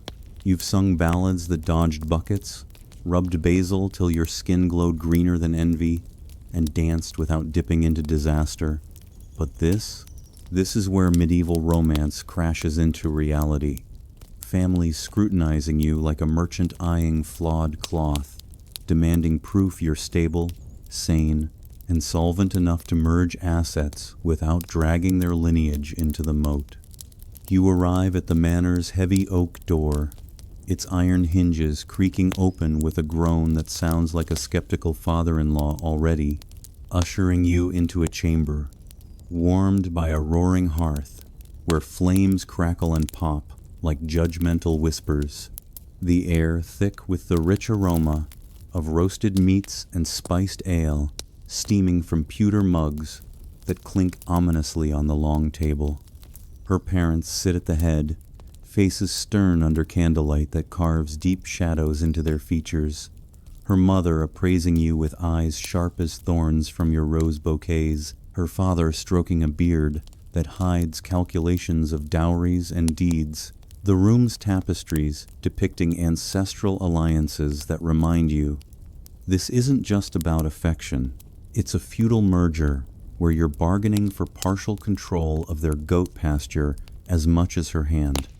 You take your seat on a hard bench that digs into your thighs like a subtle test of endurance, the wood worn smooth from generations of similar suitors sweating through the same ordeal, heart pounding as servants lay out platters of venison, perhaps from a hunt like the one where you gifted that boar's head, now repurposed into this symbolic feast, where every bite feels like chewing on your future.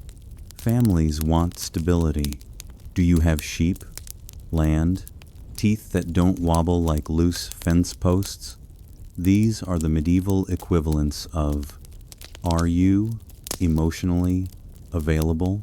And the answer's often a reluctant no, but you plaster on a smile, hoping your herbal glow distracts from any gaps in your grin. You navigate the conversation with the caution of a dance step, words measured like those bass glides, where a misstep spells doom.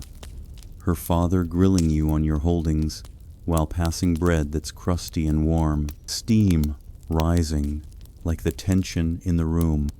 Symbolic gifts become your opener, not the romantic dead swans or falcon bites from before, but practical tokens, like a bag of grain that thuds heavily on the table, its earthy scent filling the air as proof you're invested without being flashy, or a carved spoon whittled from oak that clinks against the mug, simple, yet signifying you'd carve out a life together without carving up their estate. Wealthier suitors might trot in horses or gold chains that gleam under the firelight, but you stick to a cloak woven from fine wool, draping it over the bench with a flourish that hides your nerves, the fabric soft and heavy, like the expectations weighing on you. Her mother chimes in with riddles, her voice smooth but probing, like a veiled dagger from those honor duels, testing your wit. What walks on 4 legs at dawn, 2 at noon, and 3 at evening? You answer man quickly, exhaling relief as she nods, though internally you're wondering if failing means churning butter till your arms fall off. A selective trial that weeds out the dull from the desirable. You sip the ale, its bitter foam coating your tongue like the taste of anticipation. The mug's cool metal grounding your hands as you describe your lands without exaggeration. The fire's heat flushing your face in a way that might pass for passion rather than panic. You sense the shift when her father leans back, pipe smoke curling lazily from his lips in pungent clouds that smell of tobacco and scrutiny, discussing dowries in terms that make your head spin, parcels of field, heads of cattle, perhaps a vineyard, if your teeth check out under closer inspection. The negotiations feeling less romantic and more like haggling at a market where glances once stole hearts, but now seal deals. Towns loosen up with informal handshakes over boots or wrestling neighbors for boundary lines. The thud of bodies on dirt echoing those tournament charges. But here it's all tense civility, mothers insisting on church attendance, checks, or long meals, where blinking too much might signal weakness. The table's wooden grain under your fingers rough, like the road ahead if you falter. You offer a pig multiple. If you're pushing hard, the animal's imagined oink outside the door, a comical underscore to the seriousness. Its presence a solid symbol of provision that ties back to those hunting spoils, now domesticated into dowry fodder. The room warms further, logs popping in the hearth like punctuation to their questions. Your answers flowing with practiced poise, honed from dances and duels, heart steadying, as her subtle nod from across the table whispers alliance amid the barters. You hit a lighter note when her mother tests your butter churning skills, the wooden churn thumping rhythmically in the corner like a drum from those courtly balls, your arms aching after a few turns that splatter cream like rejected potions. But you laugh it off, the creamy scent filling the air as proof you're handy without being haughty. Light-hearted joke 1. It's like modern job interviews, where they ask if you can juggle, say yes, and suddenly you're churning resumes into gold, but flop the butter, and your toast, literally, on plain bread without the spread. The canonical event unfolds in memory. The 13th century marriage contract of Eleanor of Provence to Henry III of England, where dowry negotiations included vast lands and symbolic gifts like jeweled crowns, setting precedents for European royal unions that blended affection with alliances, influencing feudal marriages across the continent for centuries. You seal a minor point with a carved ring slipped across the table, its wood smooth and scented faintly with rosemary from your sleeve tucks, an odd detail emerging when one suitor reportedly offered a spoon engraved with riddles that stumped the family for days, delaying the wedding until a monk deciphered it as love stirs all, turning delay into delight, but leaving historians chuckling at the cryptic cutlery. You feel the tide turn as her father nods once. A single dip of the chin. That's your green light amid the flickering flames. The room's warmth, now comforting rather than oppressive, ale mugs raised in a tentative toast that clinks like victory bells without the joust's clamor. Historians still debate whether these family approval trials genuinely prioritized affection in medieval matches or were strictly economic mergers masked as romance, with some arguing they empowered parents as gatekeepers of lineage stability, while others contend they allowed subtle agency for daughters through coded nods or bouquet returns that influenced outcomes beyond dowries.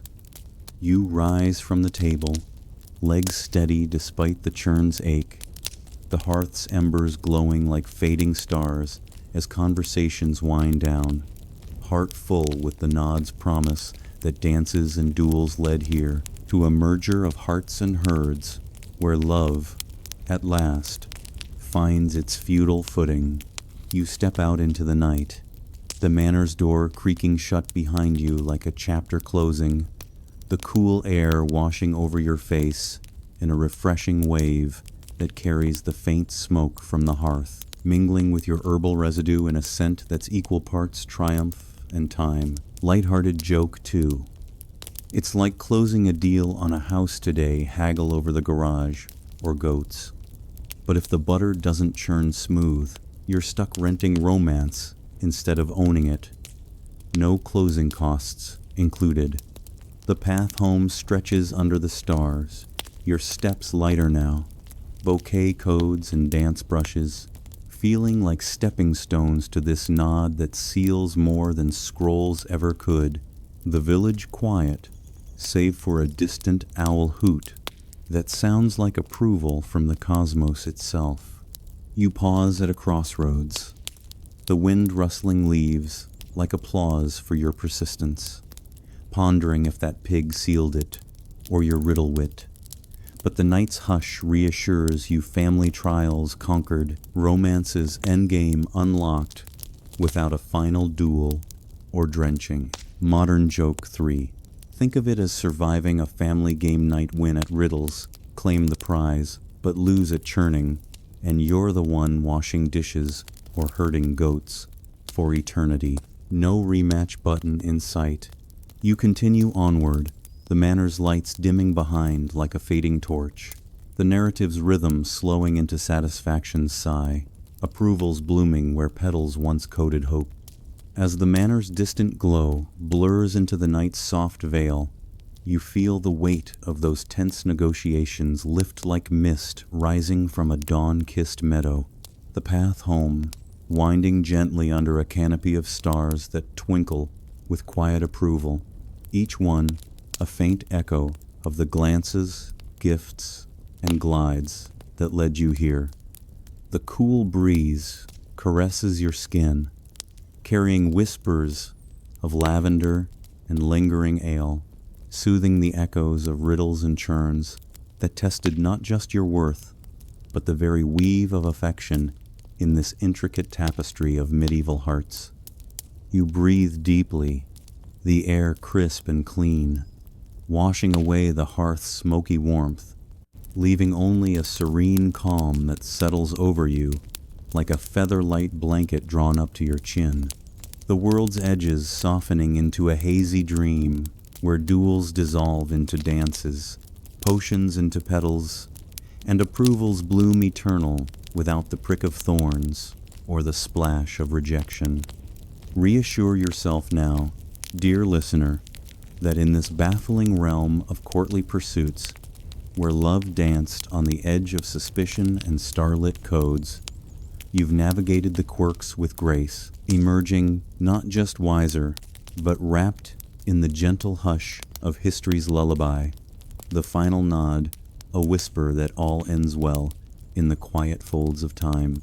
Let the images fade slowly, the banquet halls dimming, the gardens wilting into shadow, the manor's door creaking one last time as you sink deeper into your pillow, the fans hum a soft companion, murmuring good night, the stars above blurring into peaceful oblivion, where medieval romances sleep eternal, no more trials or tunes to chase. Drift now, gently, into that velvety dark, where hearts rest easy and dreams take the reins.